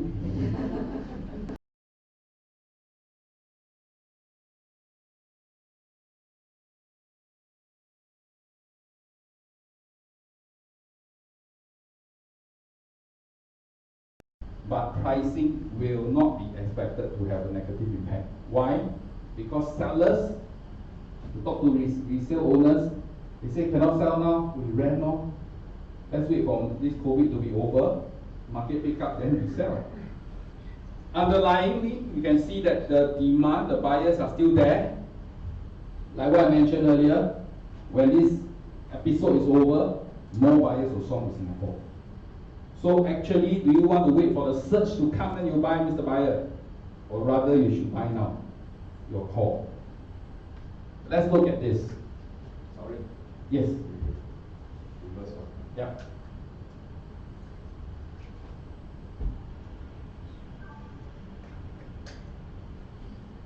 All right. So let's look at this. Because of COVID, our government responded very fast. This year, they're expected to have a deficit, but of course, it is due to COVID and of course the global economy. Altogether, they are expecting to have a spending year, what they call expansionary. Say me expansionary. What is expansionary? What's the difference? As a government, you must understand this. They only have two approaches: to be expansionary or contractionary. Same is contractionary. So means as a government, they can choose to spend money, keep taxes low. This is the approach to so-called boost the economy. Or on the other hand, reduce spending, increase taxes. This is when it's contractional, when they need to cool the economy. When will this happen? Later I'll explain to you. But today's market definitely is expansionary. Say me expansionary. Why is this crucial for real estate? Because one of the ways to keep the market, the economy to speed up, one of the key is to keep interest rate low. Because if interest rate is high, nobody wants to borrow money and do business. One way to speed up the economy is to keep interest rate low. Then people will be more willing to borrow money, to do business, to employ people, to do business and make more money. When do they need to do contractionary? When the market is booming, it's too inflated. When the cost of inflation is very high. One indicator is what? One indicator that market is inflated. Singapore, very easy to see one. Huh? How inflated? En bloc, no lah, not en bloc. COE. When market is down, COE price go. Market is high, COE price. When was the peak for COE price? How much was the peak? Now it's about how much? You don't know. 30,000, right? COE when it's peak? 110,000. When was that? 1994. When everybody is very bullish, then government needs to come in and cool the market because they don't want everything to go inflated. So how do they do that? They reduce spending, they increase taxes, they increase interest rates to cool the market, to prevent from hyperventilation, the market from hyper positive. Because you don't want that to happen. But of course, that's a side effect. It will increase unemployment. If you look at this on my left hand side, what is this approach? This approach for by who? For the last 4 years. The guy who is very famous one, Donald Trump. He has been just doing this. He has been keeping interest rate low. He has been promoting a lot of government spending. so that it spurs the economy. That's why USA has been doing good economy for the last 4 years. Their unemployment rate has been recorded one of the lowest in their nation. You get me so much? So now all of you know how to do government. So it's very important for us. Why? Because for real estate agent, we need to know the government, know the economy. Then from there, we know where's the interest rate heading. Let's look at interest rate. SIBOR is what? Singapore interbank offered rate. Basically means today, between banks, you are EOB and DBS. If I borrow you 1 billion, I lend you 1 billion, you use the 1 billion to borrow money, to lend money out. That's the charge I charge you. But from there, when you lend it out, you will push up a point. For example, I lend it to you at SIBOR. Let's say SIBOR is 1% right now. You always put SIBOR plus 0.5. So you lend to someone else, you make that 0.5. Here's over. What is the 0.5 called? It's called spread. Say me spread. Spread. Alright, so now you know something. Spread. Yeah, spread. In the past, is the spread high? In the spread sometimes can be very high, last time can be 1% or even more. But today, the spread is very thin. How much is the spread? Of course, now we see effective rate is 1.78, as what UOB come and present earlier. You look at the SIBOR, actually 3 months SIBOR was 1.54, and yet the effective rate is 1.78. Means what? The spread is how much? This, I beg your pardon, is 1.77, 1.778. SIBOR is 1.77. Spread is 0.01. Means I lend to you, you lend to someone else. You only earn 0.01. What does this tell you? They're making razor thin profit, is it? More than that. It should also tell you one thing. He don't need to borrow from you. She got money to lend out herself. You must be clear one thing. How does bank make money? Bank don't make money by holding money. Bank make money by lending money. So you don't need to borrow from me, but you can lend on your own to make the full 1.78. Because it's no point, you got money on your own, you don't need to lend from me anymore. So the fact of matter is, one important fact I want to share with you today. Why is important for interest rate to stay low? Let's see this point. Let's say you take $1 million loan for 30 years. Your interest rate, let's say it's 1.78 as you see today. Installment works out to be 3,587. Do you know out of this 3,587, you actually 2,001 goes to principal, and only 1,004 goes to service your interest. Good or good? Good or good? 金家户啊 means most of your money, 60% of money goes to principal. Only 40% goes to your interest. But on the other hand, if interest rate rise to 3.5, do you know that your installment goes to 4.4? Interest actually you are servicing 2.9, your principal is only 1.5. How much is the interest rate in Singapore? 1 point? Now it's 1.78, that's not Mr. Chris, give me, alright? May I ask you a question? Do you know how much interest rate in Malaysia? Huh? 4.55. So that's why some people they pay loan after 10 years. Wow, you're so little only. After 15 years, wow, how can you so little only? Why? Because you are servicing the interest. You're not servicing yourself. You get me so far? So fact of matter is, ladies and gentlemen, in Singapore, why does it make sense to buy property? Because our interest rate is low. You are paying yourself. You are not paying the bank. Now you start to see the point. Cannot. Alright. So, now market uncertainty, still on the topic. Today's paper, government came out to say they are working on second package already to stabilize the market. And I like these few statements made by, again, a lot of people, it's how you read the situation. But if you read deeper, Mr. Heng said this, Reason why, since about 10 days ago, we started working on the need of second package to stabilize the economy and to emerge stronger from this. To emerge stronger, that is the whole intent. And he says if we can be first off the block to innovate, we can respond to this situation very dynamically and come up with innovations that will meet the needs of Singapore and the world. That's the beautiful part of our Singapore government. That they look at the problem, not just at the problem, but they look at how to make the moves up to the problem. Today you look at it, is market uncertain? Yes.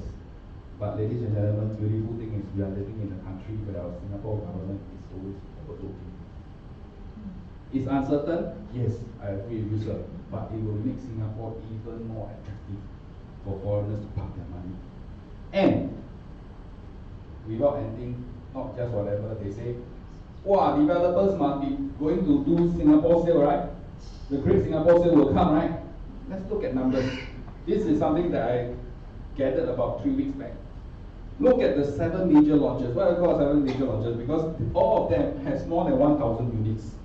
And you look at the figures, only Park Clementes is below 40%, which they're inching towards it. It's the last to be launched. But the rest of them has actually almost crossed 50%. And most of them, some of them even hit 70 to 80%. Do they need to fire sale? Have they more than break even? Yes. So are they going to be in a very worried position? They need to slash their price by 20%? No. So look at it this way. In terms of the market, actually, thank goodness, COVID didn't happen like 2 years ago. You know, the en bloc figure will also die. Alright? And rather, we have focused about the world economy, we have focused about Singapore economy. Sir, more importantly, sir, in terms of investment, it's about your personal economy. Why? Because for all of us, from age 30 to 90, this is where our COE ends. The first 30 years is when you are planning with possibilities. After 60, you are planning for probabilities. The first 30 years, you are building up, you're running up, you are maximizing your possibilities, you are peaking at age 60, and after which you are transiting and you are drawing down on what you have accumulated in the first 30 years. So ask yourself, sir, when is the right time? When? Market uncertain, but when? Right time is when you can get a loan. Right time is when you have income. Right time when you see opportunities, you see a choice unit that you can buy. Right time is when you see an exit strategy, meaning after this condo is built up, where is the next buyer going to come to buy from you? Right time is when you see rentability and resellability. Yes? Make sense? Clear so far? Cannot? So, last objection. So far so good. You're learning something today. Yes. Point number 5. Resale better than new launch. I want to be balanced here. I'm not really going to dump saying that resale is no good. I'm not going to just say that new launch is the best. It depends on individuals. It depends on their needs and wants. But end of the day, I put down all for you here, what are plus points and what's negative points. You go there and read yourself. I don't need to I don't need to say that. But let's just do an example for you to share how to compare that new launch is a little bit better. Let's say, example, when you are trying to sell treasure, where's the nearest other project that you can compare with is this project called, what is this project? Can you guess? My Manhattan, here. So you see, My Manhattan, a 2-bedroom recently transacted. It was about 10 years old already in terms of tenure. Balance lease 89. It was sold at 1.18. Reasonable price? Reasonable because it's very near MRT. Right? You know My Manhattan is just across CA MRT, just barely 2 minutes walk. But let's look at this. To compare with a new launch, we must compare with the same year of this. So this method is what I call resetting. 1.18 divided by 89 times 99, it becomes 1.312. Today, if you say work out 1.312 divided by 83 square feet, it works out 1,004 per square feet. Treasure, today a 2-bedroom is 891, and looking at 1,314 per square feet. Suddenly, Treasure as a new launch is $170 cheaper. 3-bedroom is 1.118 at 1,002 per square feet. So, it's how you present your customers, helping them to see. I can tell you this method, you may say, Raymond, is all BS. Right, because different time, different land price, a lot of difference, construction price are different. I can say definitely you don't have to agree with me, but I can share you something. I use this method with my buyer. You know what my buyer say? Oh, this method I've already been using for 3 years already. So I can share with you. Sometimes they main thing is what? They see the point. Salesmanship is about helping them to see the value that they're selling. So far so good? Some examples will show you why new launch is better. Let's look at Essential Sky. Essential Sky in 2009 was launched for sale, about 1,004 per square feet. Upon TOP, it hit a high of 1,009. After which today, prices is hovering about 1,007. So prices didn't hit past the TOP mark. Silver Sea was launched at 1,004. It peaked at TOP 1,009, which is something phenomenal. Because 99-year lease in East Coast hitting 1,009. Today, it's transacting about 1,740. Today, you may say, let's do an example. Let's turn back clock. Because why? Buyers will come to you, hey, resale better ma, square feet bigger, PSF lower, and I can straight get keys. Right or not? Yes or yes? Yes. Yes. Let's turn back the clock. Let's say now you meet Michael J. Fox, you can go back in time. Let's say you go back about 4 to 5 years ago, in 2015. You would have a choice to buy Queens or Commonwealth Towers. Both are very near each other. You all know where is it, right? If you bought Queens, 1,002 PSF, Raymond, makes sense.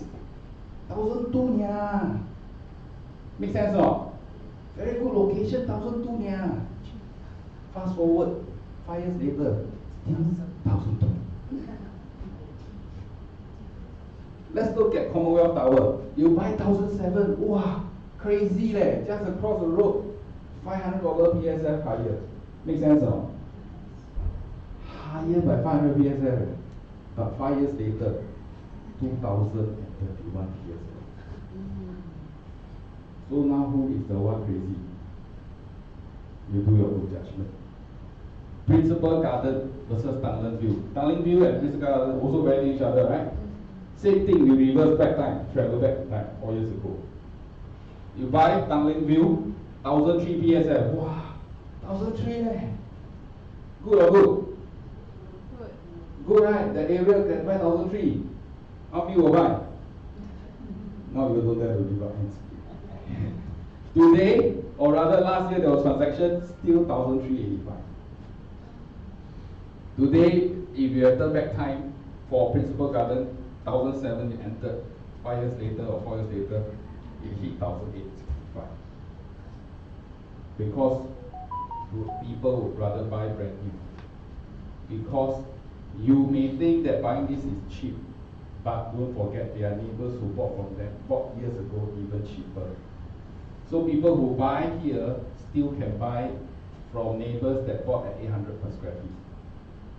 You get me so far. But here, every one of them entered the market together at this price. All of them want to hope for profit. They will sell at a higher price together. One more example for you. Trivista versus Gem. Have a lot. All within here. Very nearby. Trivista, 1,350 PSF. Make sense or not? Make sense or not? 1,300 only. Now EC already 1,001. But 4 years later, still 1,003. Today, let's look at gem residences. If you have bought 1,534 PSF in 2016, today averaging it is hit 1,009 per square feet. This is already transacted. All these figures are transacted. So, makes sense to buy new? As an investor, yes. For own stay, probably not. Depends on their needs and wants. Clear so far? Clear? So now which one better? Yes. So far so good? Top 5 objections, you all clear? How to answer now? Now price cheap or expensive? Cheaper. Boss, all of them can give you check already. I help you to frame their mind already. So you see the point now, how you frame a buyer's mind. Because all of you cannot frame money. Let's look at laws of negotiation. I've done with new launches. Let's look at resale. I like to share these 3 laws that I always hold dearly when I do negotiation. So you all know. What is the law? What is the law? Rules, right? Means you must follow it. If you don't follow it, you will suffer. Like gravity is a law, right? When you don't follow gravity, what happens? Very pain. You try to 13th floor, you jump out. See whether you pain or not pain. Right? So, law number 1 in negotiation, trust no one except yourself. Say me, trust no one. Trust no one. Accept yourself. Accept myself. Say accept myself. Accept myself. Why do I say that? Because a lot of times your buyer tell you, this is my best offer, I'm never going to go up with you. But after reject, come back, they still go up. Seller say, hey, this is my best price, you must give me this price, no, I will not sell. But after a few rounds of negotiation, they come down. So sometimes, don't be too nervous about what they say. Listen, take it in, come to rule number 2, law number 2. First offer is never the best offer. Say me, first offer First offer is never the best offer. is never the best offer. What do I mean? People may challenge me, hey Raymond, I thought first offer, take the first offer. Let me paint you a scenario. Okay, Megan, your role play. Now you are a buyer. You come to see my house. My house I'm asking 2.3. Your budget 2 million. Okay, what 2 million? After viewing, you ask me how much can close. I say 2 million. How much will you offer? 1.7. You see, her budget 2 million, but she said offer 1.7. Okay, let's say you 1.7. I go talk to the seller.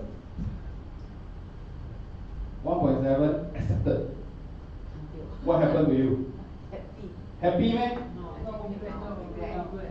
Oh, I want lower. You will say, I should have offer 1.6, 1.5. You're very painful. I shouldn't have given 1.7. How? Accepted. Raymond, can I pull back? Yes or yes? Cannot. But she feel regretful or not? Yes. But do you see why law number 2 works? Because number 1, you must know, first offer is never the best offer. She will never show her last dollar. She got 2 million but she only show 1.7. Why? Because she will still should have buffer for they try to wiggle a bit more then until they show their last cut. Secondly, if I straight away say yes, 1.7 close, she If I know. buyer remorse, what am I doing now? Must be something wrong with the house. Inside must have 小妾. So sometimes don't be too eager to close with you at the first offer. You get me so far? Understand or not? First offer is never the best offer. Can or not? But don't play that trick on me. When I come negotiate with you, this law may not be a law anymore. Law number 3, he who wants the deal the most has the least bargaining power. What do I mean here? Today, if the seller has already committed the other house and need the funds from this house to support the other house, he's in a dire situation, he needs to close. Today, if the buyer has sold his house, no house to stay, die after looking for 3 months, only this house, the prime location, the prime step that he wants, he die need to close. Today, if the agent 6 months never close deal, not you, not her, don't look around. In a very dire situation, does the agent have bargaining power? No. So today, think about this. When you go into negotiation, who is the weakest link? When you converse with them, you will know who has the power, who has the strongest power in the negotiation. Clear so far? Make sense? These 3 laws I hope make sense to you. So, I like to share about presenting offers. Let me presenting offers. Because very importantly, a lot of times when we come to negotiation, the most crucial part is the closing. Agree with me? Sometimes it's so close, but yet so far. Because sometimes the closing can be, you sold, after you market for 6 months, and the seller, because of 10,000 difference, you want to close. So how do I always share with my agents, how do you prepare yourself? How do you present an offer? First of all, preparation is the key. Tell me preparation. So if I ask you right now, I say, hey, before you present an offer, there's 4 steps. What are the 4 steps? You know. Before you present an offer to a seller, what's the 4 steps? You know. Huh? You know your 4 steps, man? No, I go to the customer house 1 step, like that, put the check on the table, align my sword. You know what I mean? Let me share with you the 4 steps. Turn your neighbor and tell them, got 4 steps, 4 steps. Alright, got 4 steps. Step number 1, CMA. Say me CMA. CMA. Because the last thing you want is when you go ahead to the seller and say, Mr. Seller, I got $1.7 million for you. Very good offer. Then the seller will tell you, last week my neighbor just sold 1.8 and what you say 1.7, good offer. Because the last thing you want is you don't even know what's the latest transaction. So check the latest listings, check the latest transaction, check the latest price range. So when you talk to your seller, you can justify whether this is a good offer or not. Clear so far? Step number 2 is review. Say me review. What is review? Review what? Review what? Reviews me. Review what have you done? Sir, do you know how we come about this offer? I have done how many viewings? I have shown how many flyers? I have done how many SMS blasts? I have done how many property guru reposts, whatever that you want to justify? How many viewings were conducted? What were the common concerns, objections that you have faced so far? Let them remember. So this is number 23rd viewing that we've done. And most of the buyers come in, they say they don't like the road noise, they don't like the longkang, they don't like the west sun. The 四大天王, you know, huh? You relook at the offer, 23rd viewing, we only get 1 other offer. Today, this offer didn't come easy. Clear so far? What if the offer comes on the first day, first viewing? Not motivated. Cannot close already. That one is class number 2. Another day then I share. So far so good for review. Can review? Step number 2, clear? Step number 3, what to do before you present the offer is you must humanize the buyer. Say humanize the buyer. Humanize the buyer. Means you must tell a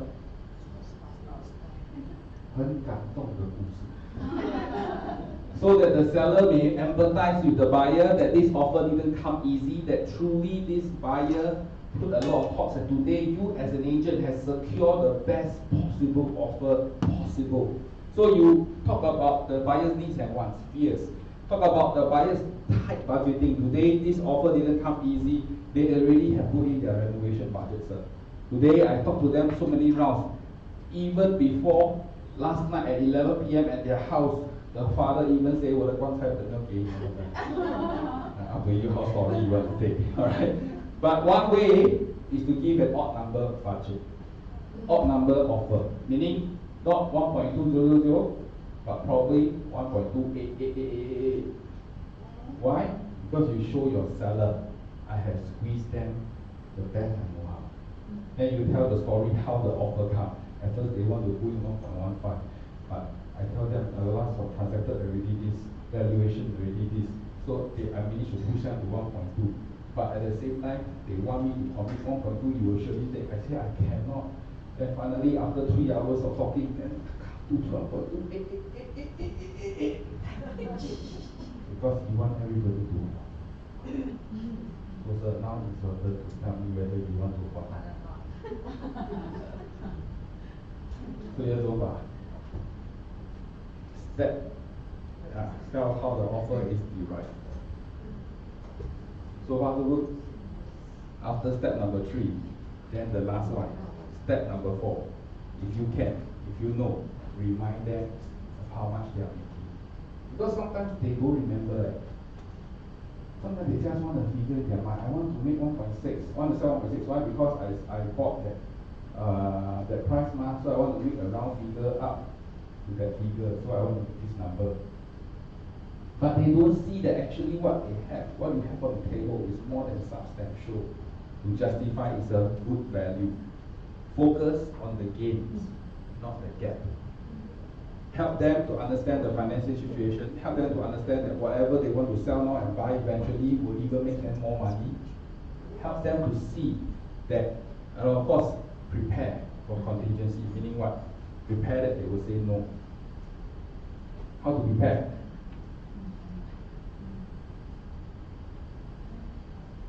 What do you mean prepare for contingency? Today, when you serve the buyer, when you talk to the buyer say, hey, take this offer, 1.2. What do? I will ask the buyer, sir, today let's say if I go to seller, if 1.2 I cannot close, can I come back and talk to you? I talk to the seller, sir, I know 1.2 is the closing price, but let's say if the only guy that can offer 1.19, do you want me to take the check for you? Means what? Today I always create contingency for myself. Don't create gap for yourself. You get me so far? Always make sure you stand on solid ground. They give you say, yes, give me 1.19, let's talk. Yes, 1.22 also can talk. I know. I don't say, I try. Negotiation is not try. Negotiation is about standing on solid ground. You get what I mean? I work him up, I work her down, but yet I deliver something that's even above my expectation. Clear so far? So, prepare for no, and yet you know what to do. That is the end of my sharing for today. So far so good? Yes. Only 2% say good. So far so good or not? Yes. I work for nothing but your hand claps. So I have last thing to share.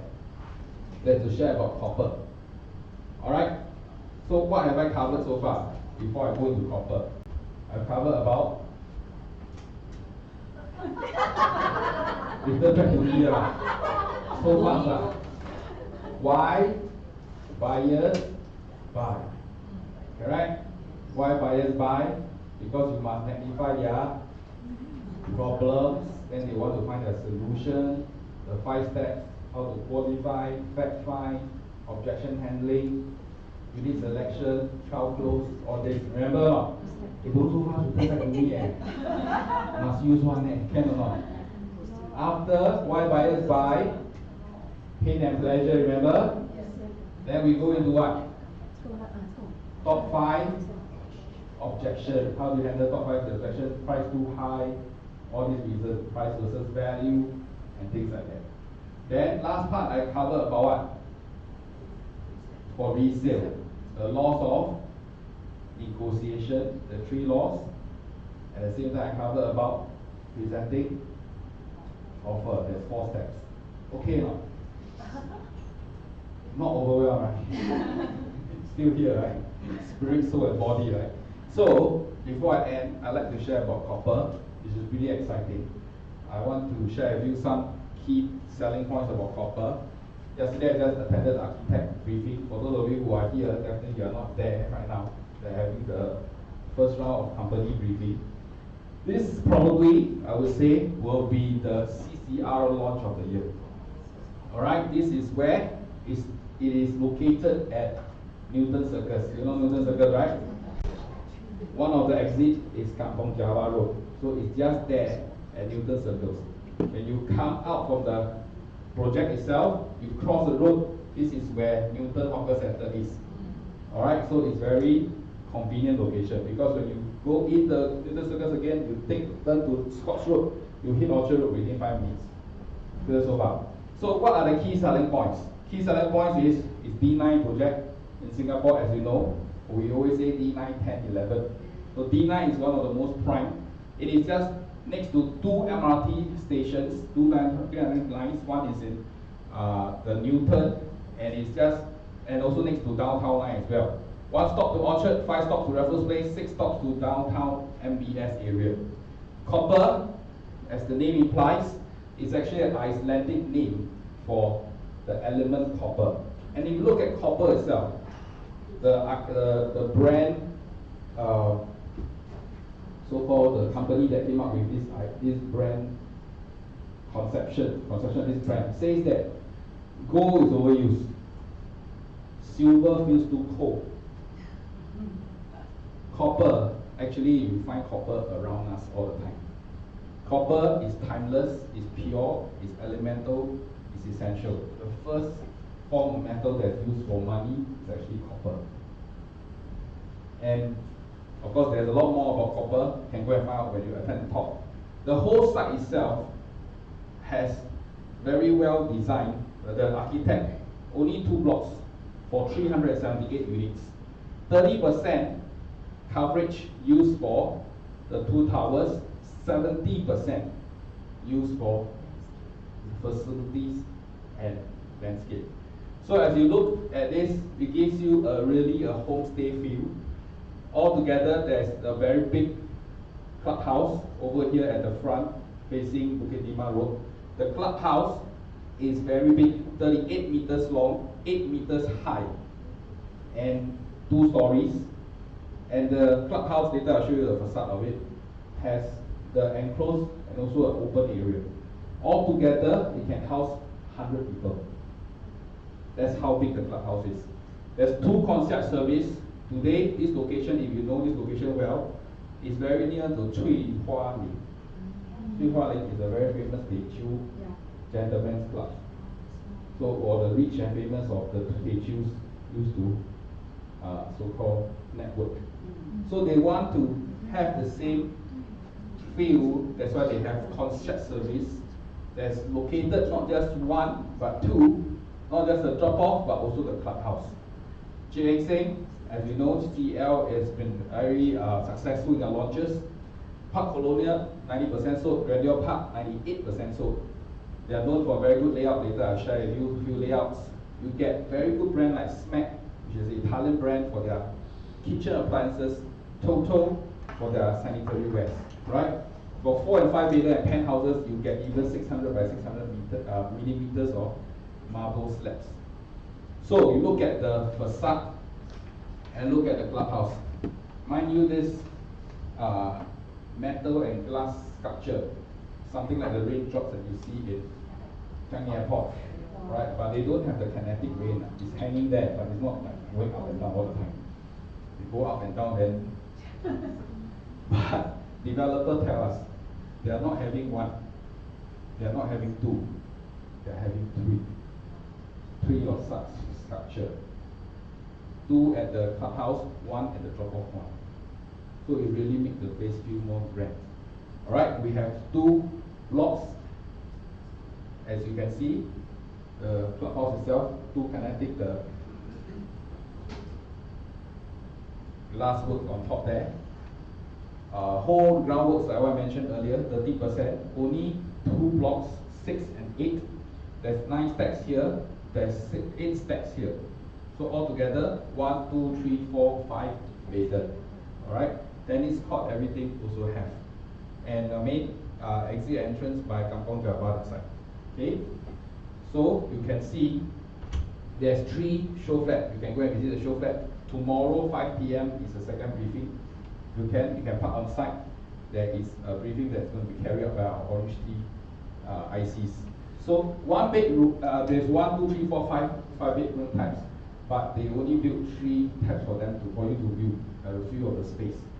2 bedroom, coming in, kitchen, dining, living, balcony, quite straightforward.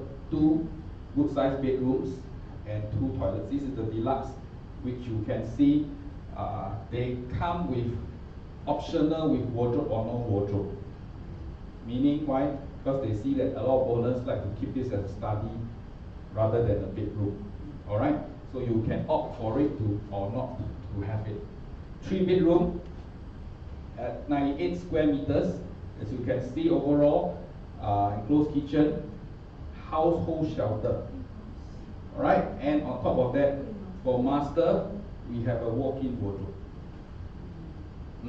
Walk-in wardrobe. Not bad, right? For walk-in wardrobe for the ladies will be very happy. Alright? Very unique design. The other 2 common rooms, no problem to take queen size bed as well. 5 bedroom, this is a champion. You can see very good size for the living, 5.6 meters. Wet and dry kitchen, comes with private lift. And of course, the bedroom, interesting point, not one junior master, which is attached bath, but also another junior master here. So out of 5 bedrooms, 3 bedrooms come with attached bath. Good or good? So definitely good. Comes with 600 by 600 mm marble slabs as well. And of course, there's a lot more things about it. The total sanitary ware, the freestanding bathtub, very luxurious fittings and provided by the developer. So please, if you can, make time tomorrow from 5 to 7. There'll be a briefing. You will get to see this sculpture inside there in the show flat as well. Before that, one last point, important point, most important point, the price. Look at the price. For District 9 new launch, 2,001 per square feet. A lot of new projects today, if you're in D9, most of them are 2007, 2008, even 3002, 2003. But I can say this is one of the most attractive pricing in the market right now. So if your buyers are still sitting on the fence, do invite them, let them come and see. You never know, they will fall in love or not. Most importantly, you must first of all invite. Okay? 2,001 per square feet is a very good point. You see, a lot of times when the developer tell you price,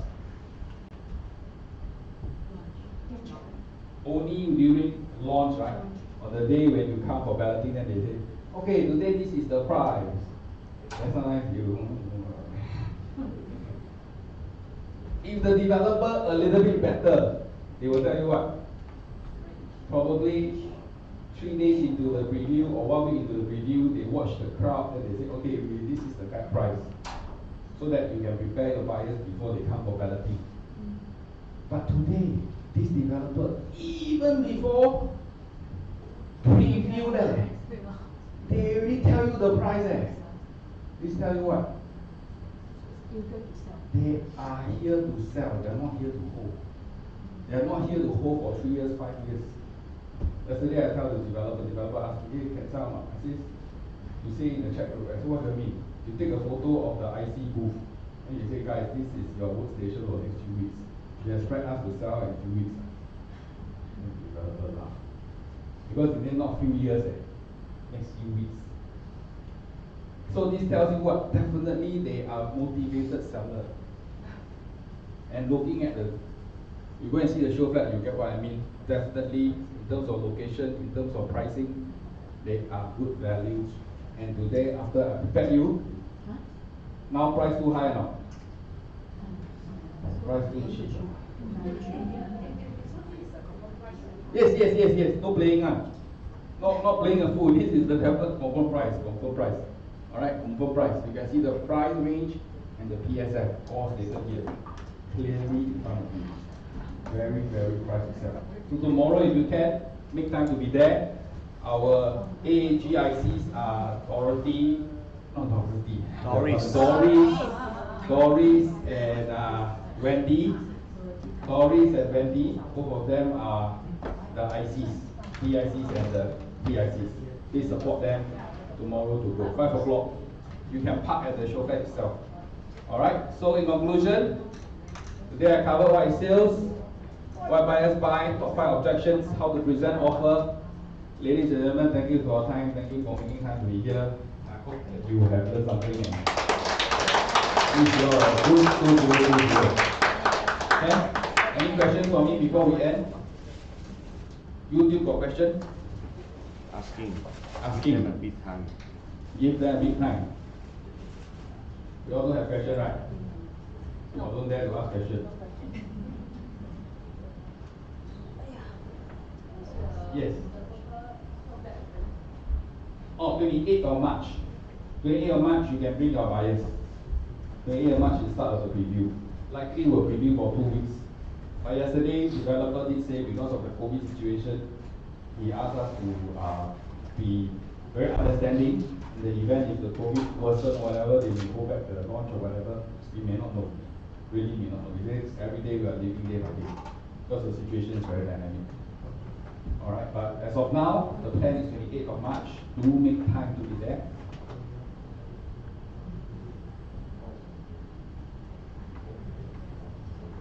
Boss, are we good?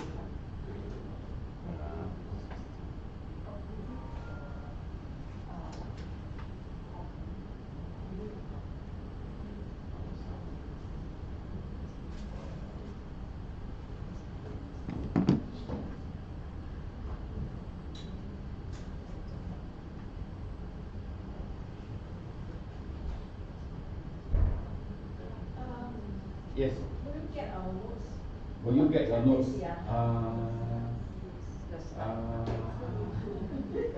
Thank you. You give me advice at copper, I give you.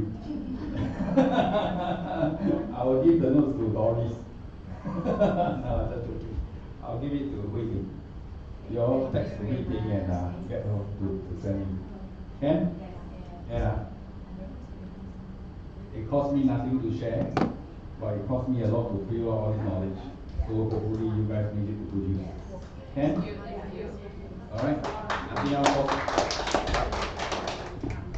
Thank you, Raymond. You guys learn something? Yes. A lot, right?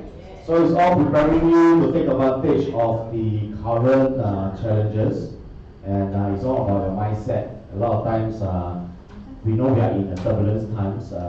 Stock market crash, not once but twice. So to me, this is opportunity. It's like a panic button being triggered to lure all the investors that is with all their cash sleeping under their bed. Now all come out with it. So if you see that, it's also a signal that the developer will price their property more attractively. Okay, so copper, I think at that kind of pricing, I believe you should see quite a lot of interest if you use it as a project to start to get more customer. And then my point to you is, if you got client that you ever call you before in Property Guru or whatever platform, this is the time to entice them to come. Because if you don't invite your own customer, other people will. Then next moment you say, hey, look, we're copper. Then that's where you cry. Right? And of course, we don't know how much is the comp yet, do we? So this is another critical point. This is a critical point. We go inside, then the comp suddenly 0 point something, we will look out as so we also will be mindful. So if you need more information, just contact Doris. Doris' phone number, I think you all should know. Otherwise, you can just ask tomorrow at 5 o'clock. Please go down to the chauffeur. I think Raymond Khoo have done a good job to help you handle all the objections. Of course, there will be new objections coming lately because of the new changes in the market. Alright, this last 2 days is very turbulence, but to us it's exciting because the more turbulence it is, the more it means that things will become attractive pricing, isn't it? So as an agent, do we really care that price is going up or going up or going down? No, we only care. No. We only care that there is transaction. Correct now? Alright, of course, then commission is a good motivation. As long as there is transaction, we are okay. Right? So, because of the changes in the last 2 days, I kind of think that you all also should start to embrace a little bit more rental. Okay, my advice to you, that means those of you who don't do rental deals for the next 3 months, you might want to consider to start to gather a bit more rental deals. Okay, if you want to survive through. Actually, we agents are very, we survive through a lot of crises already. But then, no matter what is the crisis, sometimes we will expect transaction volume to go down on the sales. This is normal. Whenever the first month of a crisis period, certain market, the transaction volume will drop for that month because why buyers start to pull back. But then that first 1 or 2 months, you still got your bills to pay. And although yes, project commission is very good, but we also know that commission from project sometimes comes quite long later. So how do you survive? Then you will have to do some rental to get by and go onto a life support mode until your commission comes in. Then you will not panic. So my advice to you is please go and get rental listing from now onwards. Alright, even if you don't like to do rental, landed rental, HDB rental, private rental, earn a few $1,000s so they can pay for you with no stress. Why I stress this a lot is because I think I'll be very open. I feel that going forward the next few months, you know me, I'm very candid about my opinion. I don't want to say things for the sake of painting a picture for you, right? What I do foresee is due to the last few changes in the last 2 days and 3 days. The last 3 days was really horrible in the stock market. So there will be possibility of people chicken out from reissued deals. It means those of you who closed deal 6 months ago, 3 months ago on reissue status, you might want to continue to sayang the customer and say that it's alright, so that eventually they continue the reissue cycle. But having said that, I would expect a lot of people to drop out of their reissue because they give up their reissue, they take back only 1%, lost $10,000 to them. They rather lose that than to put themselves onto more pressure. Because if developers start to price cheaper, the previous batch will be reissue thrown. Okay, why I say that? Because yesterday I went into a shop, then a shop was next to the M. Then when the shop found I'm an agent, then we started to talk about the M next door. He said, "What the day the shop rate killed very well, how come?" I said, "Oh no, they are not giving up mass, they are actually selling property." I said, "Why?"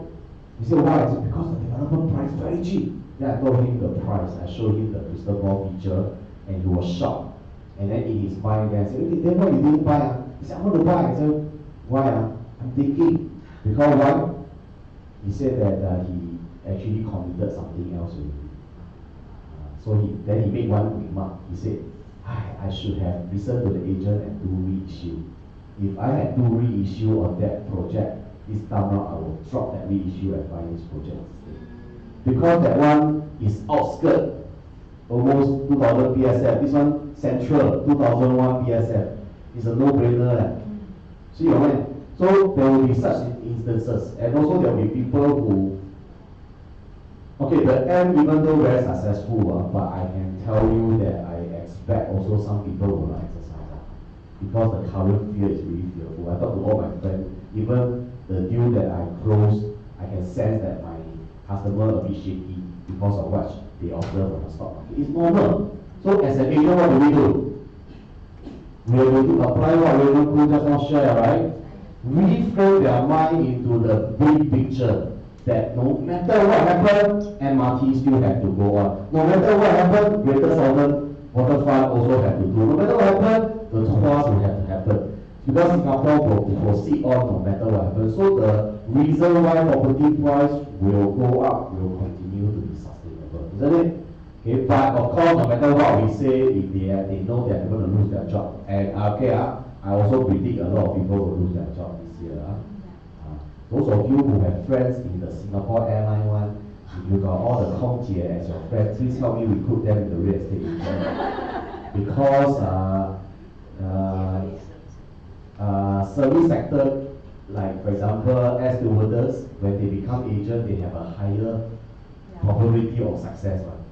We have a few air stewardess turned agent very successful.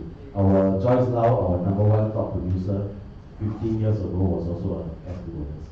Okay, so there will be a lot of people who are going to be losing their job. Certain sector cannot sustain, even though government will try to come out stimulus and all that. Still will have one, can't avoid one. So because of that, I'm not there will be people who will withdraw the deal. So now that Copper is pricing it so attractively, I will also predict that there will be people from other agencies that play the reissue game. Thankfully, our agency is not the highest number of reissue game. There will be other agencies that do a lot of reissue game, and they likely may forego that and buy Copper again. Alright? So I think Copper is probably a very good way for you to test the market. Even though you in the end, the buyer that you get may not buy the project because of fear. What you end up having? What will you end up having? Leads, right or not? Right? So make use of this project to get more leads. Then try your best to close. If you cannot close, it's all right. You end off with some leads that originally got so many projects that you can always switch to. I'm very sure that there will be more projects that will come into a more attractive pricing. Okay, so the key objective here is, my advice, please do some rental, go onto a survival mode. I cannot stress enough, because if you only focus on sales, I really worry for you. Okay? Can or not? Can any questions for us for Raymond? Any question for Raymond?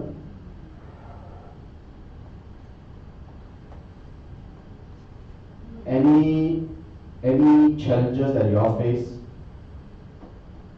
No challenge, right? No challenge.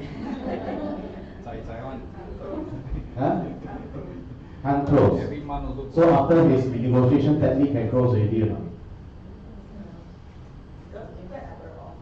Okay. Then nowadays the stars are really flexible with pricing. Got offer lah. Both sides. See, both side offer is good news what? I try to catch. Oh, this one to bridge the gap. The one 100,000 difference. 100,000 difference. This one you can privately talk to Raymond. He's very good in this, bridging the gap. You want to share with them? 100K how to reach? How much? Share with them. What kind of property is that? Can I ask? It's Over resale, but I'm saying like landed condo. And what is the valuation? 2 months ago the valuation is 1.9. 1.9. And now dropped to 1.7. 1.7, 1.6. Okay. So what is the seller's intention to sell at At first he want to sell at 2. 2? Okay. Then I told him that my guess is around 1.8 or 2. Okay. But I cannot say you cannot sell at 6. All right. So I just take the risk. Okay. And now there's a marketed for a few months. Okay. So I got there's a buyer, holding buyer offer. How much? 1.75. 1.75. Valuation? Maybe at just pay 1.7. 1.7. 1.6. So I asked this 1.6 and 1.7 to my seller. And 2 months ago at 1.9, I passed it to the buyer. Actually, if you ask me, of course you cannot do this kind of stuff. Frankly speaking, this is not the way to do negotiation. Because you must understand, as an agent, we are employed to do what? To deliver the fair value, today's price. Sir, I'm helping you to deliver today's price. I'm not helping you to deliver yesterday's price. I'm not helping you to deliver tomorrow's price. I cannot future, we cannot future predict, we cannot bring back time where it is still 1.9. End of the day, it's about today's value. A fair value that the buyer will say yes, the seller will say yes, and where we can have a willing seller-buyer situation. Today, frankly speaking, the start off, when you took the listing, you must frame the seller's mind. Remember, I come back to my sharing, it's all about framing, pre-frame. So when I tell the seller, I must share with him, sir, fair, at the moment 1.9, you want 2 million, sir. Frankly speaking, I understand. Most of the time, we all want to sell higher. No seller will sell below valuation or even at valuation. I will ask you to always have above valuation, built in buffer for negotiation. Alright? But at the same time, I want you to know, sir, there's 3 circumstances that will come forth whenever we start marketing the unit. What kind of 3 circumstances? First one, sir, a lot of buyer, a lot of offers. Meaning what? When I start to market your unit, a lot of buyers come for viewing. Means what? Actually, your unit is very sought after. The moment I release into the unit, a lot of buyers come and view. A lot of viewing, a lot of offers. Means we price it right. At the same time, there is demand for your unit. Second scenario. What second scenario? A lot of viewing, no offer. Means what? There is demand, but price, the buyers feel that it's so high that they don't even want to negotiate. They feel that if they negotiate, they're wasting your time, my time, their time. So they didn't even offer. Third scenario, no viewing, no offer. You see, I say this sequence. Why? Because I must make him realize this will happen to be priced too high.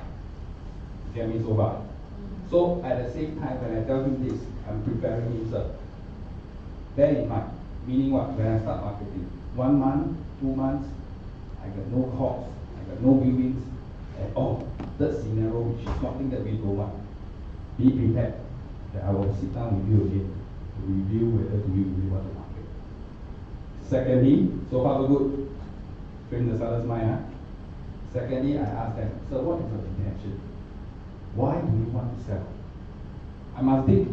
Why? Because if you don't dig, you don't know whether when the real offer comes, will he still be motivated seller? Because at the end of the day, as a good agent, you must measure the motivation. If they are not motivated to sell, no matter what price you put on the table, they will not say yes. Because they keep thinking they can get better and better and better.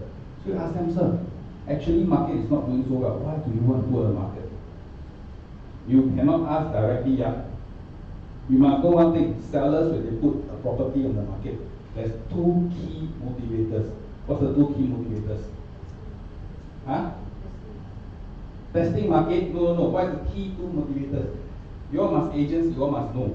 Key 2 motivators is either time or money.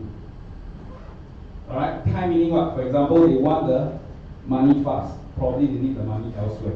Time means what? For example, they want the money fast so that they can buy another property. Because now, for example, copper is good price. They may see it's good time to liquidate and I move on. I need the money now. I need the time. I need to unlock it in the short time. Then you can measure how motivated are they. You get me so far?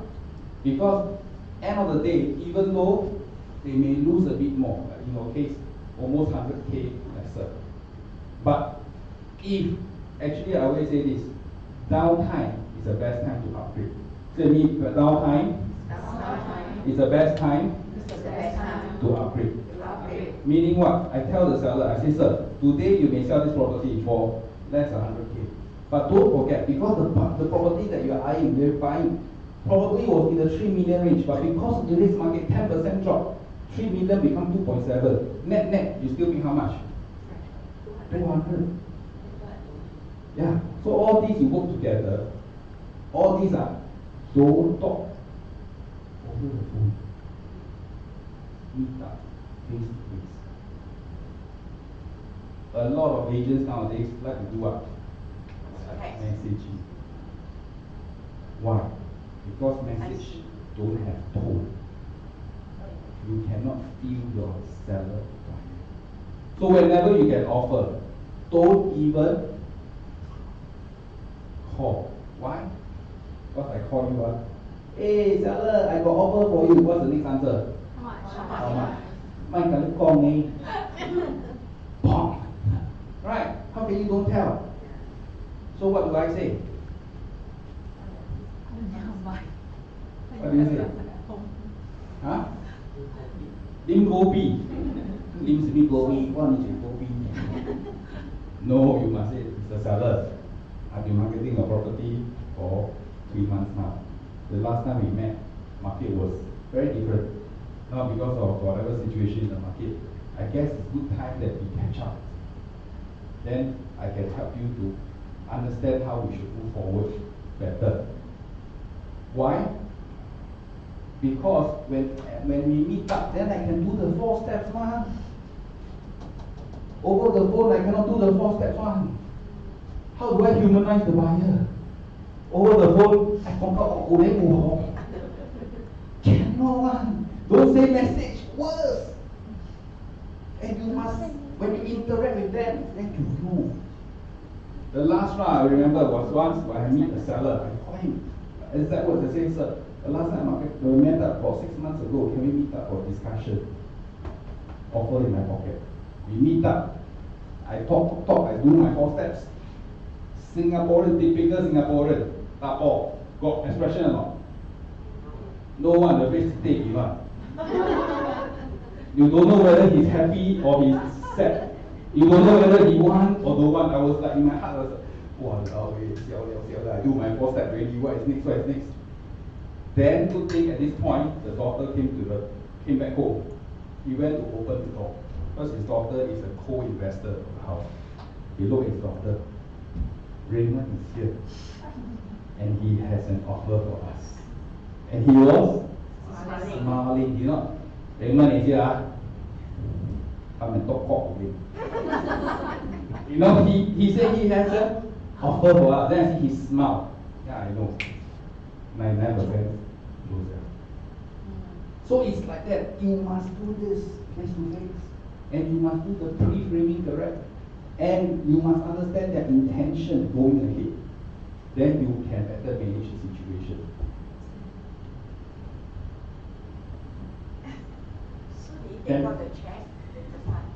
After I do my 4 steps. So I should meet up the seller. Yes. The buyer personally, right? Of course.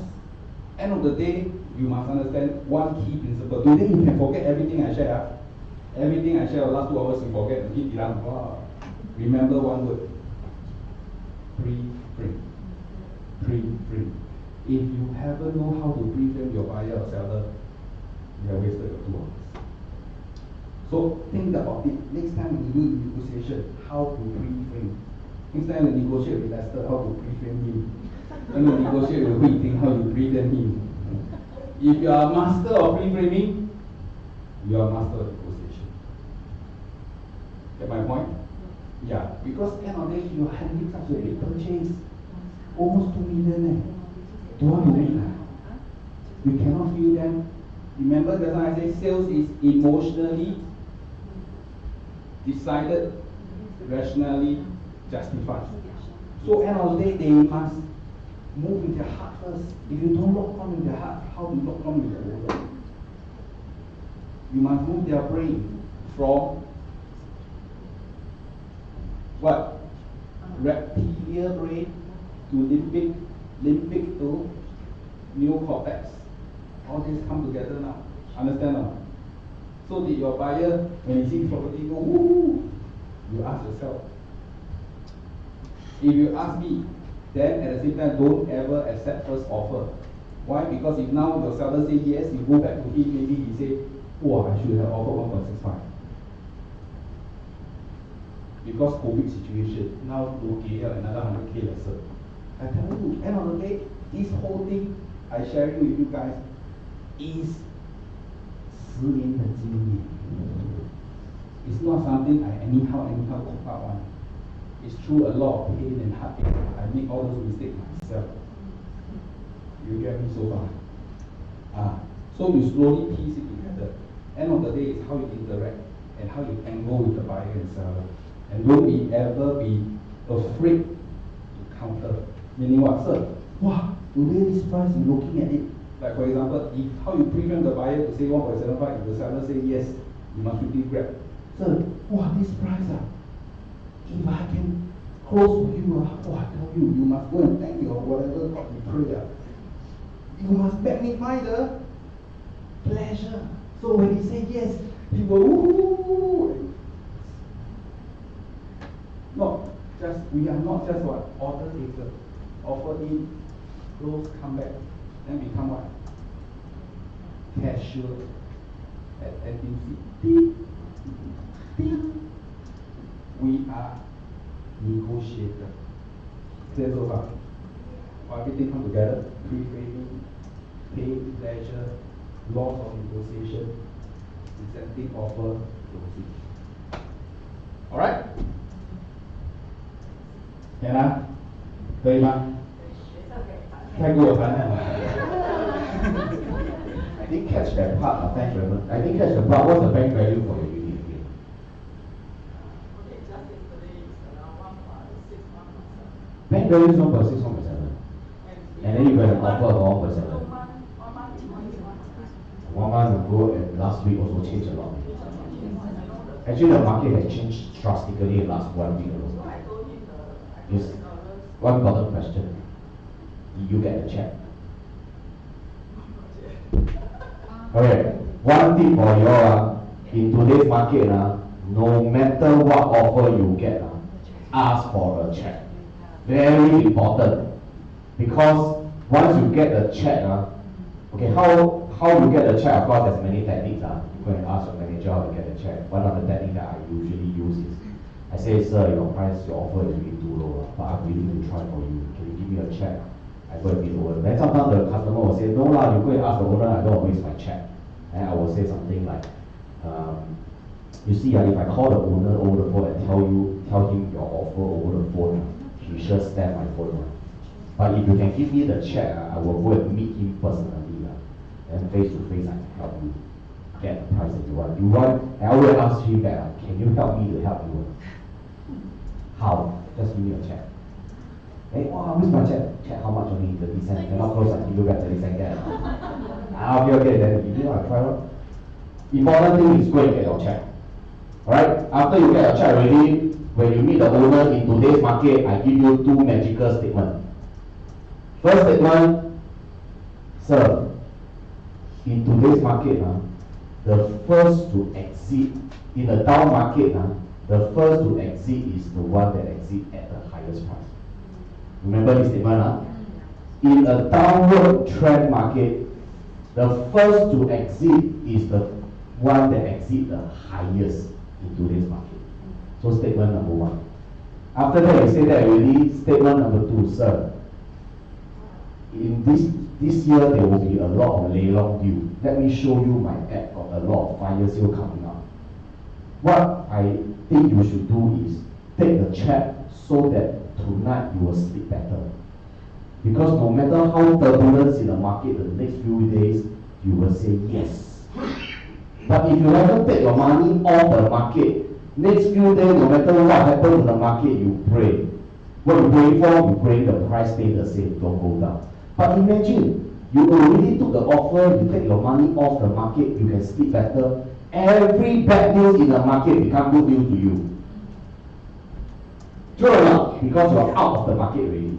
So sir, why don't you take this and then don't think in terms of the 50,000 that you're trying to squeeze or 100,000 trying to squeeze. Think in terms of the leilong that is cheaper by 200,000 that you may be able to buy later. Think from that perspective. There's a lot of good deals out there later. Even developer will be pricing very well. Let me bring you to this project called Scoper. Correct. So think in that perspective, tell the customer. Okay? So like what we say is about reframing the mind. Now I think today we have a very good session from Raymond. Can we thank him some more? Well, he's returning the T3 project IC with knowledge team that override all projects. But of course, he really can't go. He don't need to stand here to present for us, but he spent 2 hours here to help us. So I think we are very grateful to him. So please support him by simply texting whoever is in your phone. Just send, you never know. Just copy and paste, say that hey, there's a lot of buying opportunity now. There's one project in D9 selling at D11 price. Would you be interested? there is a discrete time project selling at a discrete level price. Something to that effect, you can figure them. Okay, then you bring them down. Is that alright? Okay? So I quite like the layout. I mean the 5-bedroom layout. Maybe your heng go and market your 5-bedroom layout, because 5-bedroom is very rare in the market, to tell you the truth. That's why maybe heng. Okay, one way I can suggest to you to market. Take the 5-bedroom floor plan, place it on, post it on your social media or send it to your customer. Would you be interested into this rare 5-bedrooms? You look at the layout, it's amazing. And I heard that they are pricing it in a very irresistible way. So use that to advise that. Meaning you close one 5-bedroom, hopefully the code is good. Okay? Yeah. Since Lester talk about 5-bedroom, right? One thing I can share with your customers, those who are very savvy buyers, we always visiting show flat. You show them, say, you have been to a lot of show flat, right? 5-bedroom, what happened? They say it's 1,007 square feet, but you go there, how come 1,004 only? Why? Because 300 square feet of air space. And they are paying for air. You like to pay for air? No, right? Copper, they are not paying, not charging you for any air space. It's pure space that you get. So you tell them, come here, you pay for what you get. And it's good value, 600 by 600 marble and all the. Even the Toto, the toilet bowl is special. I don't want to say too much things here because I don't want to make the whole session very technical. But mainly, you come to the show flat, the ICs will tell you how you can mesmerize the buyers. Alright, so tomorrow 5 p.m. Hope to see you there. I'll be there as well. So all of us, AAG, what? Okay? Thank you.